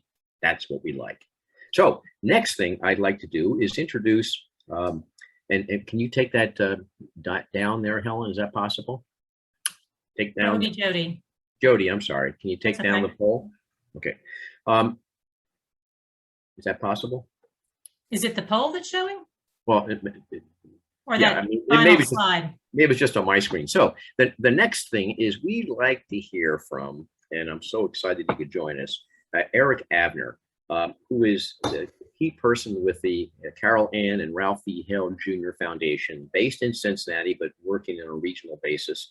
And Eric is sort of like the most influential connector of people that I've ever seen in a broad region for helping to promote and get energy around creative, cutting edge ideas that make stuff happen to make communities exciting and attractive. So Eric, we've asked Eric to share his perspective. As you can see, Eric is an avid cyclist and is really pumped about this project. And Eric, I'm so glad you can join us, buddy. Chip in. Thank you for having me. This is I'm Eric Abner from the Hale Foundation here in Cincinnati. Brewster and Francis came to talk to me about this and introduced this to me at a time where, candidly, I was probably an easy mark. I was definitely an easy target. My father and I had just gotten back from for over 6 days of riding from Pittsburgh to Washington on the Great Allegheny Passage and C&O Canal towpath, and 341.7 miles to be precise. But he's 78. It was his idea, and we did it the entire way, 6 days, no flat tires. But anyway, so I think it was an adventure, but it was also, it made me this instant convert into this value of these multi-state trails and what it can do and what it could do here. And I was immediately on board, but I wanted to share at least some of where my enthusiasm came from. I have not yet ventured onto the water. We're next to the water a lot, but we're not on the water yet. But it was clear, even on the trail that we did, it was clear there was a value for those communities along the way. And we've heard that today, which has just emphasized that even more about creating these economic opportunities. I mean, Greg mentioned in New Richmond about changing these things that are a river which may have been considered a liability into much more of an asset. So to really capitalize on that for these communities, there's a value, I think, also in this shared identity and a shared shared focus, a unifying identity for this part of the country that, you know, where a lot of the communities and a lot of our politics are polarized and we're divided in so many different ways. This really creates this opportunity for us to have this common project to rally around, to find some shared connections, to build trust, to build relationships. I mean, that can only help us in ways far beyond the economics that Francis really articulated well on the idea of a trail. And I think this, selfishly, this is probably a great excuse too for communities and their institutions to work together across geographies. And we're a private family foundation based here in Cincinnati. Our funds are really based and have to remain here in the region, but we know that all the answers to everything aren't here in the region. So this type of project, which we're like totally on board with, we'll figure out how we're going to get involved more intently. But having a project like this gives us this opportunity to work with other place-based funders, particularly in our case, other place-based funders along the route, along the trail, to build relationships, to learn from them in ways that we hadn't seen yet. So I mean, I think this is great. I'm really excited about what's ahead. I'm excited about making this more than just a volunteer effort, that it's really going to be institutionalized in some way that's not overwhelming. But you know, I think for the 13 years that I've been in philanthropy and probably my entire career in community development and economic development, I mean, I don't think I've ever seen a call like this that's so geographically broad, so dense, or so just what an incredible array of people from multiple sectors coming together on a project with this kind of a scale. I mean, it's inspiring, and testament to Brewster and David and Francis and all the team that's done so much of the work so far. But I'm just, you know, humbled and grateful to be able to join this merry band along the way now, and just looking at what's ahead. It's really exciting. We're really excited to be a part of it, and can't wait to dig in. So thanks for giving me a couple minutes to share my enthusiasm. Well, Eric, thank you so much, buddy. It's wonderful to have you. I love your backdrop right there. That's saying it all from the Cincinnati area. And so here's the deal. We are going to get you in one of these 30-foot war canoes, or whatever you call them, giant Voyager canoes that David Wicks has.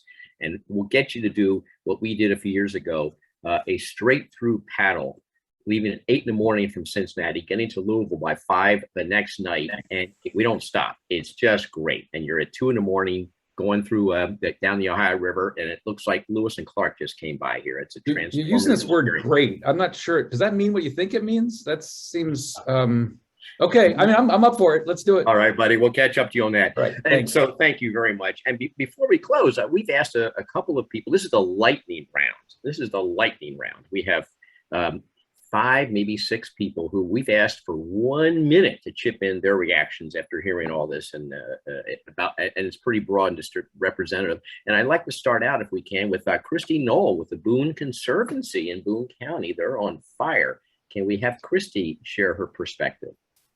Yeah. Hi, Brewster. Thanks, everyone. I'm Christy Knoll with the Boone Conservancy. We have more than 40 beautiful miles of Ohio riverfront. Most of it's natural and a lot of it's privately owned. The Conservancy became a partner of the Ohio River Recreational Trail last summer. Through that partnership, I was watching a webinar and learned about the NPS RTCA program. Mark Jacobs, who's on this call, and Mark is from the Boone County Conservation District, got together and formed a collaboration with more than 12 Northern Kentucky partner agencies and groups, and we applied for the RTCA program. And we are very happy to say that our Boone County Ohio River Initiative was chosen last summer, and we are just starting our work with Russ Clark. Our goals are predominantly conservation of land along the Ohio, heritage tourism, and recreational access to that land. So we want to connect everyone. We are excited to develop our piece of the Ohio River Recreational Trail, and then more importantly, connect regionally to the whole greater Cincinnati area with a lot of you partners on the call: Ohio, Indiana, Kenton County, Campbell County. We're excited to develop this really as a region and start all working together.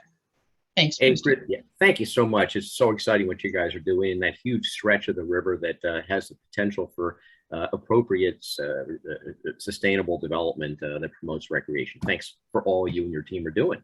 Good job. Next is Jeff O'Brien. We're so excited. Thank you. That's good. Thank you. The next person we'd like to hear from is our colleague in Louisville, Jeff O'Brien, who's a senior staff person, basically chief person working for Mayor Greg Fischer in Louisville. And Jeff's been an incredible partner and tremendous input. Jeff, take it away.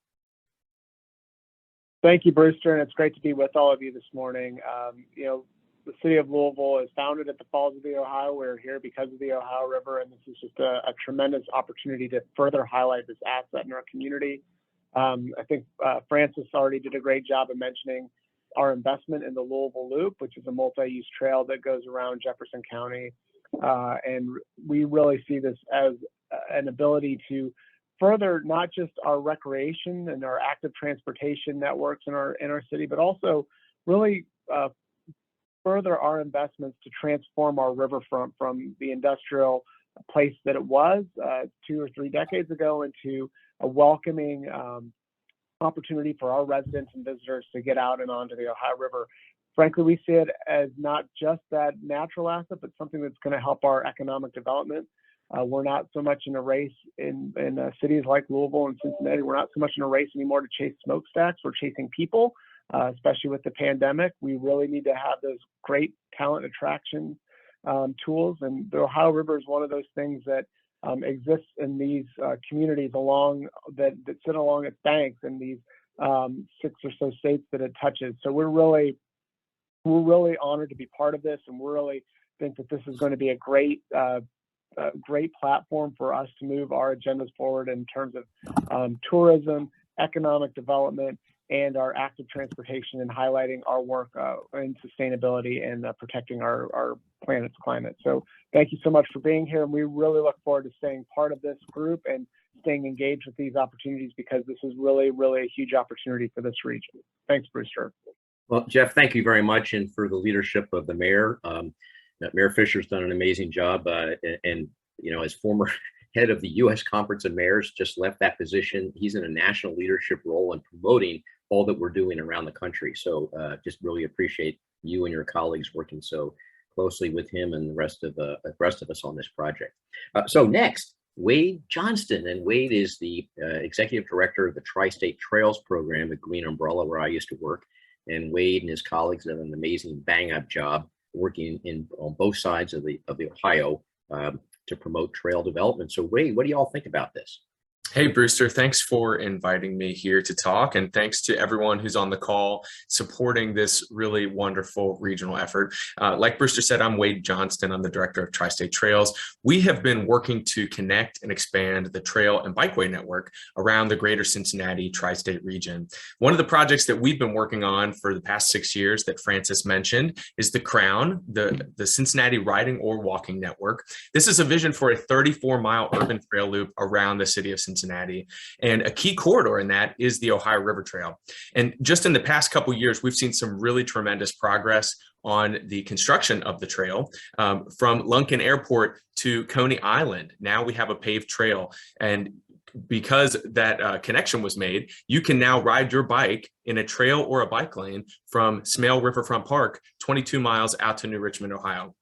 So that's really exciting. Another piece of the Ohio River Trail West just got built. It's going to be opening up soon. And we're raising money with our Crown Capital campaign to complete the Ohio River Trail from Lunken Airport to downtown.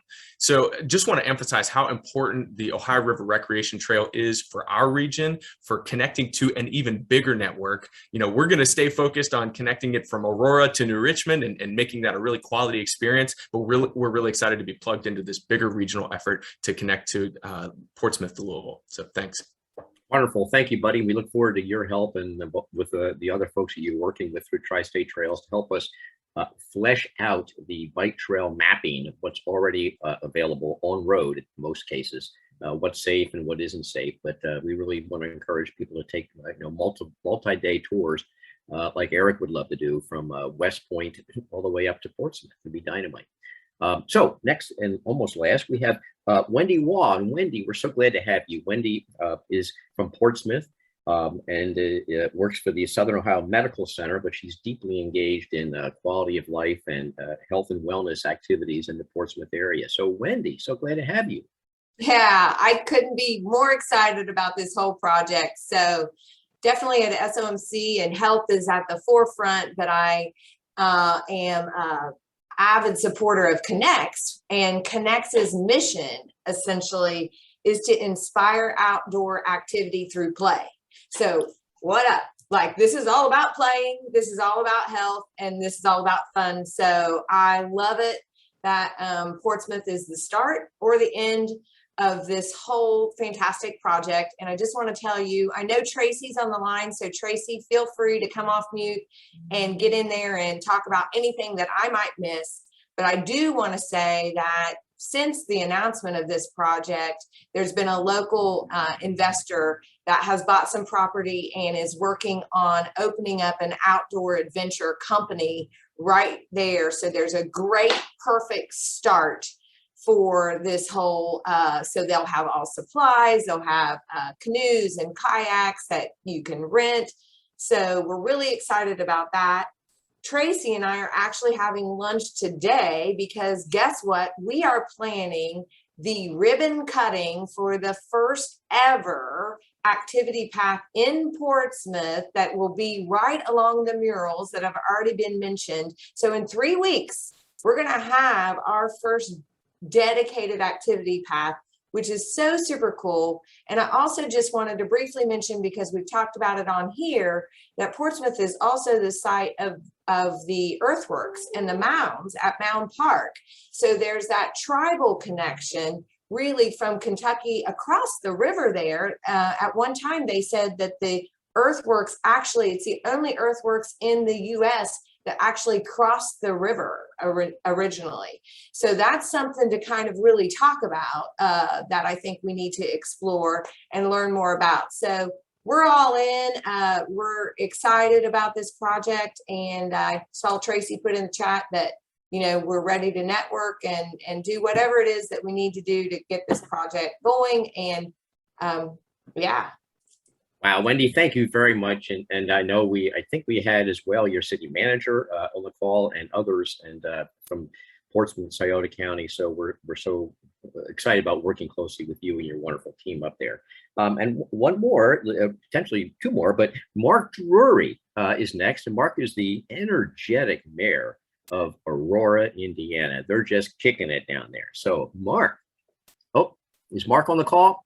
Maybe he had to jump off. I'm sorry. So if Mark does come back, Helen, you can help us connect with him. Good morning, Brewster. Can you hear me now? Oh yeah, man, you're had the wrong name on your screen, but go ahead, Mayor. So we're sitting here watching together with my city manager, Derek Walker. I'm just honored and privileged to be a part of this great organization. I've so much enjoyed the journey that we've been on as far as this great resource that we have in the Ohio River. The riverfront development has become our key component, if you will, moving forward, that we're going to focus a lot of our efforts on. We're gifted with this great resource of the Ohio River, and we have this responsibility to steward and the stewardship for that. So we're excited about that. We're honored to be here with such a talented, passionate group of people, and the future is unlimited for what we can have. You know, we often seem like just a dot on the map, but now that's part of connecting the dots all along this corridor that is the mighty Ohio River. So from the Scioto to the Salt, we are the river areas throughout this and has become a destination for the world. So we're inviting them to come see us. Come down and see us in Aurora. Sit on the riverfront and watch the barges go by. We're excited to be a part of this. Well, Mayor, thank you so much, and thanks for your enthusiasm and leadership. You're a gas. I love it. And I love what you just suggested, from Scioto to the Salt. Oh, that's a whole new way of thinking about what we're doing here today, connecting the tributaries more directly to this trail. And finally, I just want to see if my friend Rick Gryway is still on the call. Rick, oh, there you are. Go for it, buddy. Thank you. I just want to thank you so much. Rick Ryway has spent for probably 30 or more years of his professional career working to promote the Ohio, and ran tall stacks for I don't know how many times, has taken the lead in raising money for bike trail development throughout the region, and is developing housing that people want that looks over the river and other waterways. So Rick, thank you. Pleasure to be here with everybody this morning, and appreciate everybody's work. For me, this project is about losing our Midwest brand. Shake it off. This is an opportunity to talk about America's river roots, its culture. We're the only place in the country that has 10 rivers convening in this span. And the ridges and the hillsides and the valleys define a really unique geography that you can't find anywhere. I mean, Denver's got the Rockies and the coast got the ocean, but we have this incredible riparian geography that's very unique. And the culture is deep. The heritage, the music, the river roots music, the food. This is an opportunity waiting to happen for promoting our brand nationally, and making people that live here proud of where they live as well, and want to come here and work and grow their businesses here. So I'm interested in this because of the way we can really define a new segment of America that has a unique history and geography that is second to none when it comes to river culture.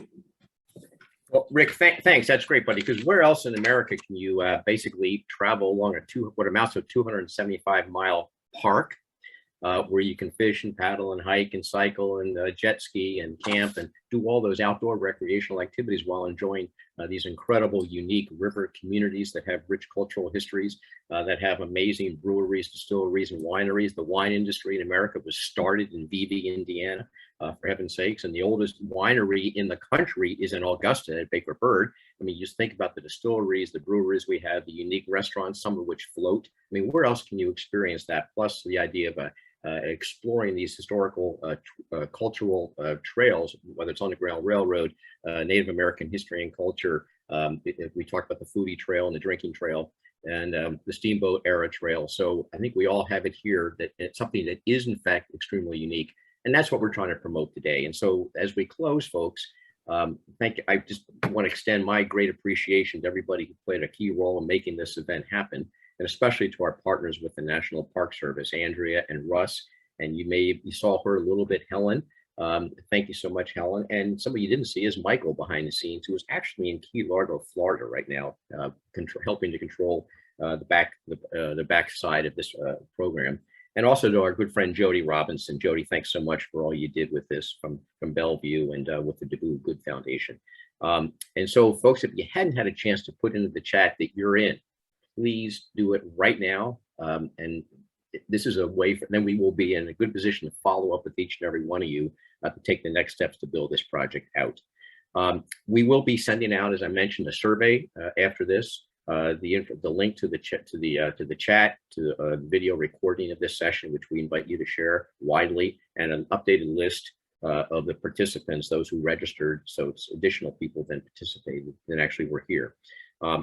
So we're ready to rip with this, and really need and look forward to your engagement as we develop something bold and big that we believe will have regional impact and make a difference in the lives of people who live here, and in the health of the entire region, economically and physically. So we couldn't be more pleased with how this has turned out, and thank you all for joining us. Now we are going to invite anybody who'd like to stay for another 15 minutes until 11:15.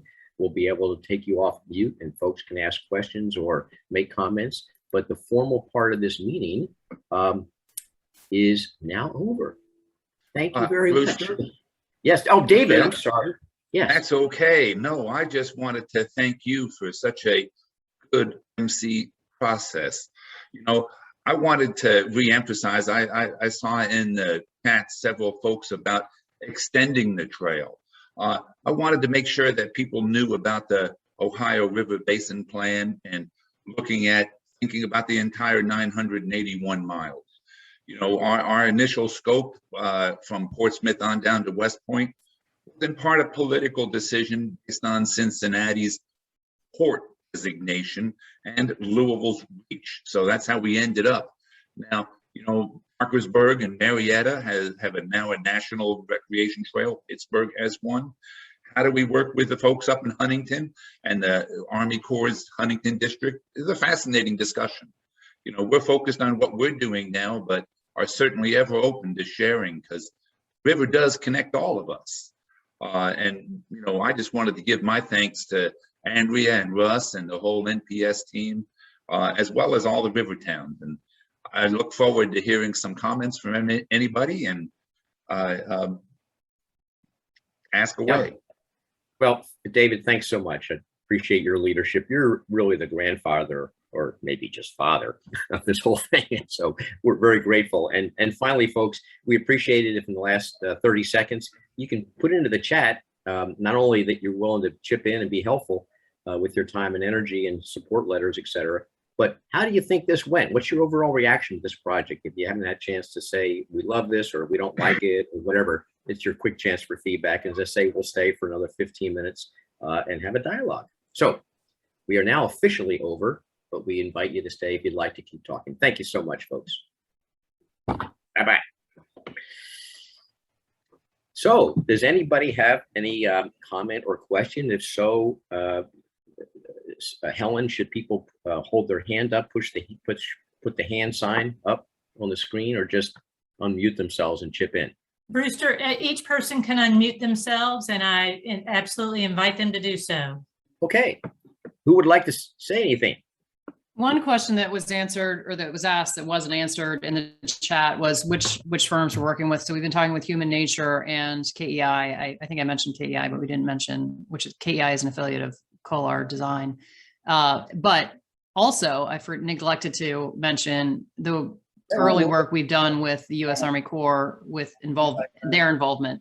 And so we are excited about the next steps we'll take with all those organizations, including the U.S. Army Corps. Right.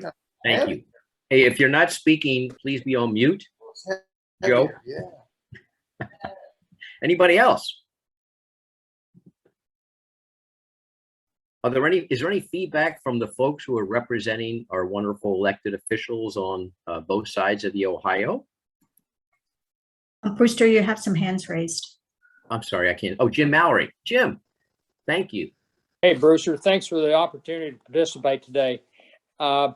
Simple question, and there's so many great things that took place today that my notepad, I ran out of space, literally.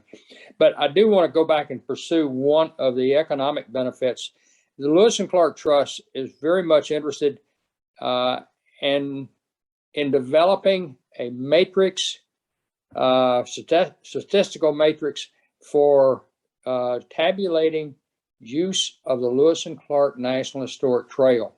Not just the trail itself, Lewis and Clark Trail itself, but this is a problem that we have with all the historic trails. Historic trails basically follow asphalt, concrete, to follow highways, and there is no way that I'm aware of to tabulate the actual use of the trail.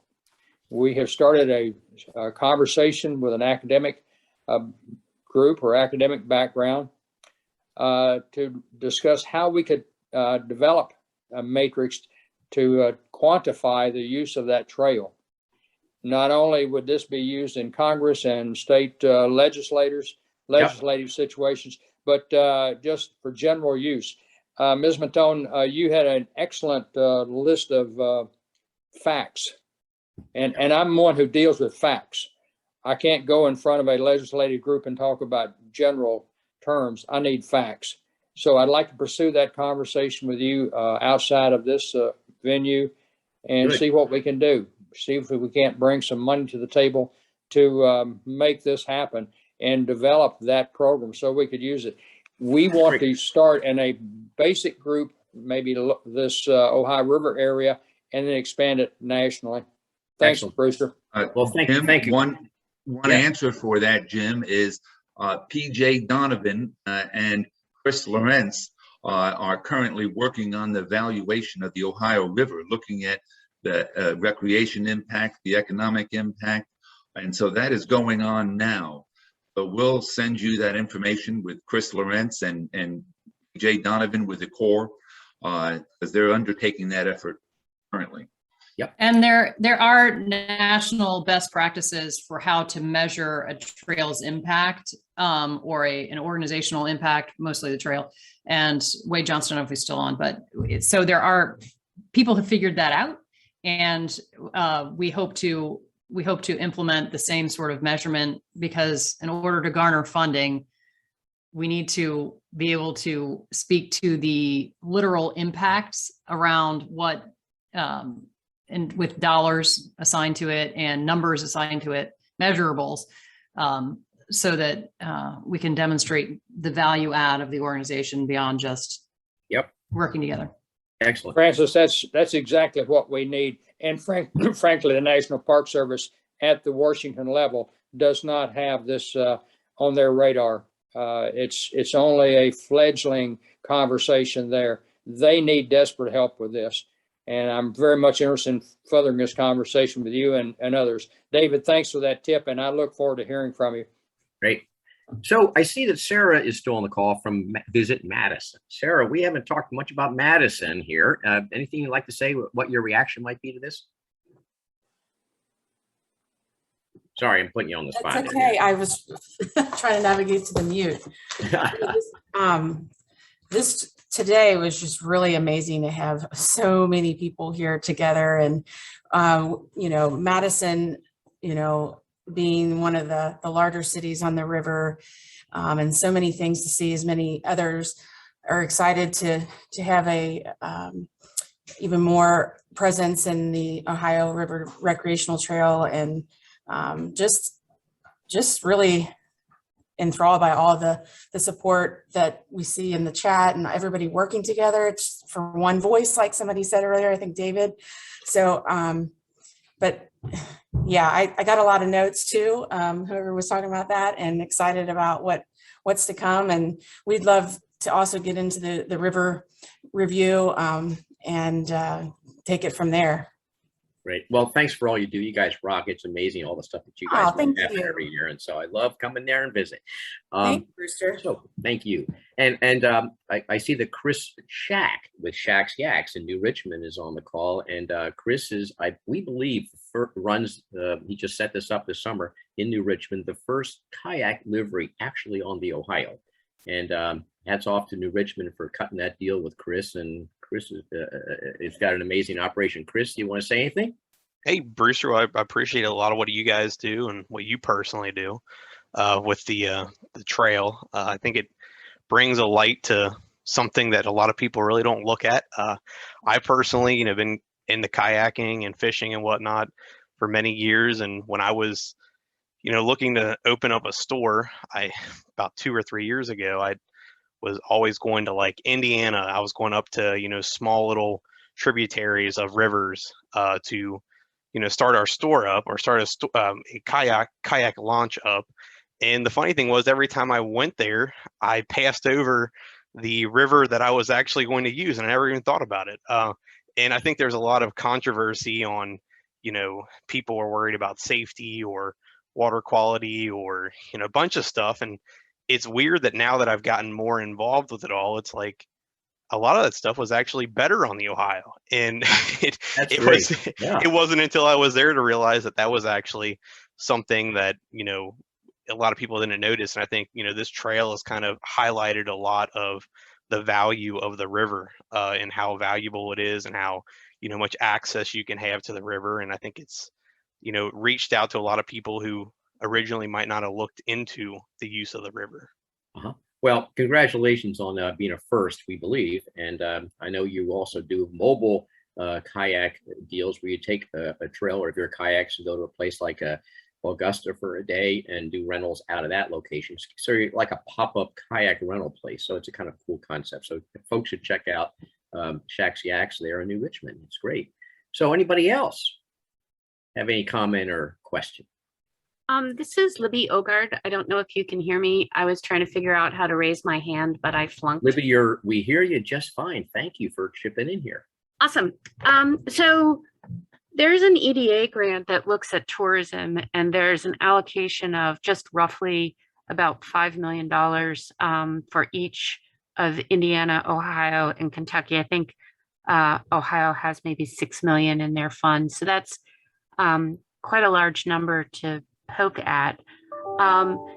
And they are focused on tourism. There's two different types of tourism that's out there. One is at the state level, and then the other is for specific projects. And I didn't know if anybody or any organization was looking at taking a stab at trying to organize a grant request to, I think what Francis brings up is really important. These are all really interesting data points, but we almost need an inventory of projects so that we could figure out how much each one of these projects costs and the location, and then kind of next steps to knit them together.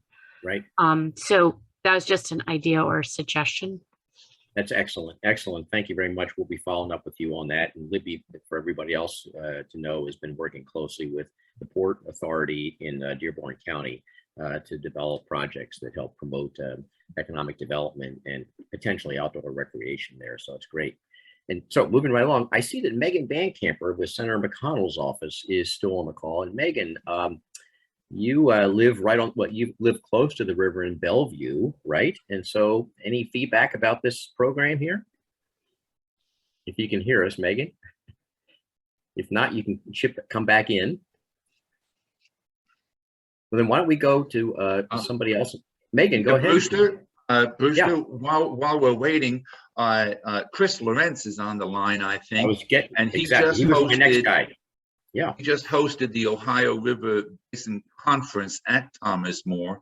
And Chris, I just wanted to see if you could talk a little bit about your notion of education and recreation and how an understanding of the river fits together, that a clean river is nicer to paddle in. Yeah, David, thanks for the opportunity and thanks for all the great work you're doing. I can't think of anything more than recreation that ties together economy, water quality, tourism, economic development. And so here at Thomas More and our biology field station, we're eager to support your efforts because they certainly dovetail with our efforts of research and education. And as the previous speaker mentioned, the water quality of the river is really made a strong comeback to a point where this time for the trail has come, and we are excited about the potential. And I think getting the next generation of college and university students involved, as well as K-12 students, will be critical to the sustainability of this program. And we're certainly happy to help. Thank you, Chris. I just want to give a shout out to folks up in West Virginia. While we don't cover that area, Bill Curry is online. And he is a driving force of flat water paddling up in West Virginia. And we welcome you to our little conference here. And Bill, what are your thoughts? Well, thank you for doing what you're doing, because we obviously in West Virginia, we're looking to learn from all our neighbors. And the organization of your all's program today, you know, I'm chairman of the state, the newly formed West Virginia Flatwater Paddle Commission. And we're looking for examples to follow for our 11 flatwater trails and our other trails in the state, all of our, certainly land and water. But you're leading a way, and I just hope we can copy exactly what you've done and do something similar to this in our state very soon. It's just a wonderful program and so well organized and so well documented. Please share. Well, Bill, for folks who don't know, Bill Curry also runs the Tour de Cole annual paddling event on the Cole River, and it's a gas. It's unbelievable. It's actually, I believe, the largest kayaking event in the entire country. Paddle Fest may be the largest paddling event, but he's got the largest kayaking event because he doesn't have any canoes hardly. Anyway, good to see you again, Bill. Thank you very much. Thanks for coming down. Oh yeah, it was great. And next, Jessica Tyler, I see that you're still on. And Jessica, you're with the Tourism, Arts, and Heritage Cabinet, correct? In the state of Kentucky, and we'd love to hear from you. Yes, thank you for having me. This is kind of new to me. I've learned a lot just through this presentation, so I really appreciate it. I think it's really interesting because a lot of the things you are doing touch a number of agencies within our cabinet, from Historic Society, Heritage Council, Fish and Wildlife, Tourism. I feel like there's a lot of opportunity for partnership. I was actually just about to type into the chat but I'll just go ahead and ask you right now. Do you guys have any plans to maybe revisit the Rivertown Reviews after a set period of time and kind of see what action items, if any, were implemented and maybe what worked and what didn't? Great question. David? Yeah, I think that evaluation component is so very important. There's so many plans that sit on the shelf, and we certainly don't want that to happen. And so hopefully through this, figured out more sustainable structure, we'll be able to follow up more. But, personally, I'm very involved in the three. Each of us took our own town. So I was lead on a couple towns, and for an example, Westport, I visit there all the time and have developed the relationships more so. But I think getting to your point, a formal evaluation of, a year out of what really was accomplished. I've suggested that to the National Park Service, and interestingly, the National Park Service River Trails and Recreation Assistance Program has completed 300 of these RTCA grants within the Ohio River Basin, and so we hope to lead the way to show that you can evaluate and document the impact that these folks have, because it's really only one person per state. We're lucky to have two, but how we follow up and demonstrate the impact this one technical assistance grant has had, I think could be a good thing for the National Park Service as well as for us. Yeah, so Jessica, we really look forward to working with you in your office there. So we'll do some follow-up and understand what the best way to do that is, okay? Absolutely. Thank you so much for having me. Great. Brewster, great. Lynn Fuller has her hand up and Yes, wants I'm sorry, to make some Lynn. comments. So we'd love to hear from Lynn, who's an expert actually in travel and tourism development promotion. Good to have you, Lynn. You're so kind, Brewster. I just wanted to say that smartphones have so much data in them, and the reason the internet is free is because all these apps are on your phone and they turn around and sell your data. And so when you look at being able to find user data of people in particular areas, there truly is a way to purchase that data so that you know how many are going from point A to point B.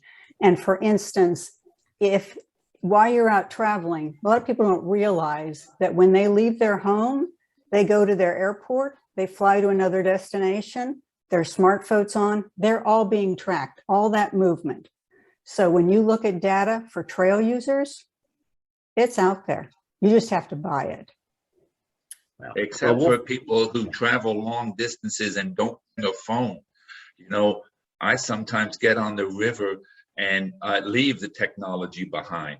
But, you'll capture some of it, I'm sure, Lynn, you're right. Yes, yes. But for the National Park Service in general, the data is out there. Dr. Wicks, you are a data point outlier in every way, shape, and form. Well, one of the videos that I sent out recently was called Wonder, The Lives of Anna and Harlan Hubbard. And I just wanted to thank Morgan Atkinson for giving us free access to that for all the participants. Because sometimes, normally that's for sale, his video. But Harlan and Anna Hubbard had an interesting life on the Ohio River.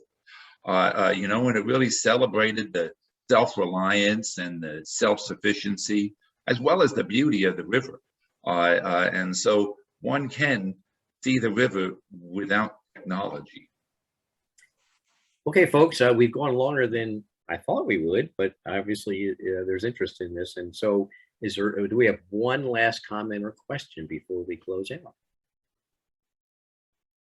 I would like to say a huge thanks to the National Park Service and Andrea's team. Andrea was the bird dogging and everybody else was falling in line, not me, but everybody else. So I appreciate all of that energy that went into 2 hours of work. It was really, really good. You're here. Absolutely. Well, thank you, Francis. So I'd like to echo that great big thank you on behalf of the village and the Richmond. It's been wonderful working with you folks, and let's keep it rolling. Yep. Tell the National Park Service top executive director that we want more money invested in you guys so that you continue to help us all develop this initiative. So Brewster, instead of telling the National Park Service director, we should tell Senator Portman and our elected representatives, right, to say support the National Park Service and RTCA. Excellent. Okay. David, that's the special ops of the National Park Service. They get it done. That's right.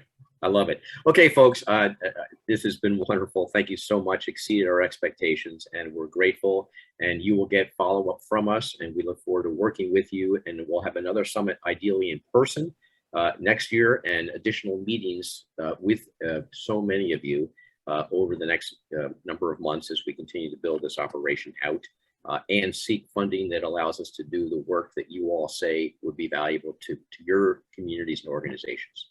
So with that, we'll end officially this wonderful session. Thanks, everybody. Thank you. It's amazing that there were still 50 people on almost a half an hour afterwards. Okay, so we relog on. Well, we could just tell everybody who is online, please log off because we're going to have a little follow-up. Thank you, Hi, Pete. Andrea. I just wanted to say hello. Hi, Pete. Good to see you. Good to see you. Thumbs up here in Southern Indiana. I'll end the meeting and then we use the link to come back. And one disadvantage with that, Helen, is it might mess up the recording. So, because we're recording it, and I don't know what happens when you cut it off and turn it back on again. I can just stop the recording. Okay. Hey, so Owen, great to see you on the screen, more or less, buddy. And Ben, thank you so much for joining us from Covington Parks and Rec. Yeah, that's great, buddy. Good to have you. Thank you. So we did lose Francis, but all of us are online as well as a couple other people. And so will you still be recording, David? I can stop recording right now if you want. I think that's probably good.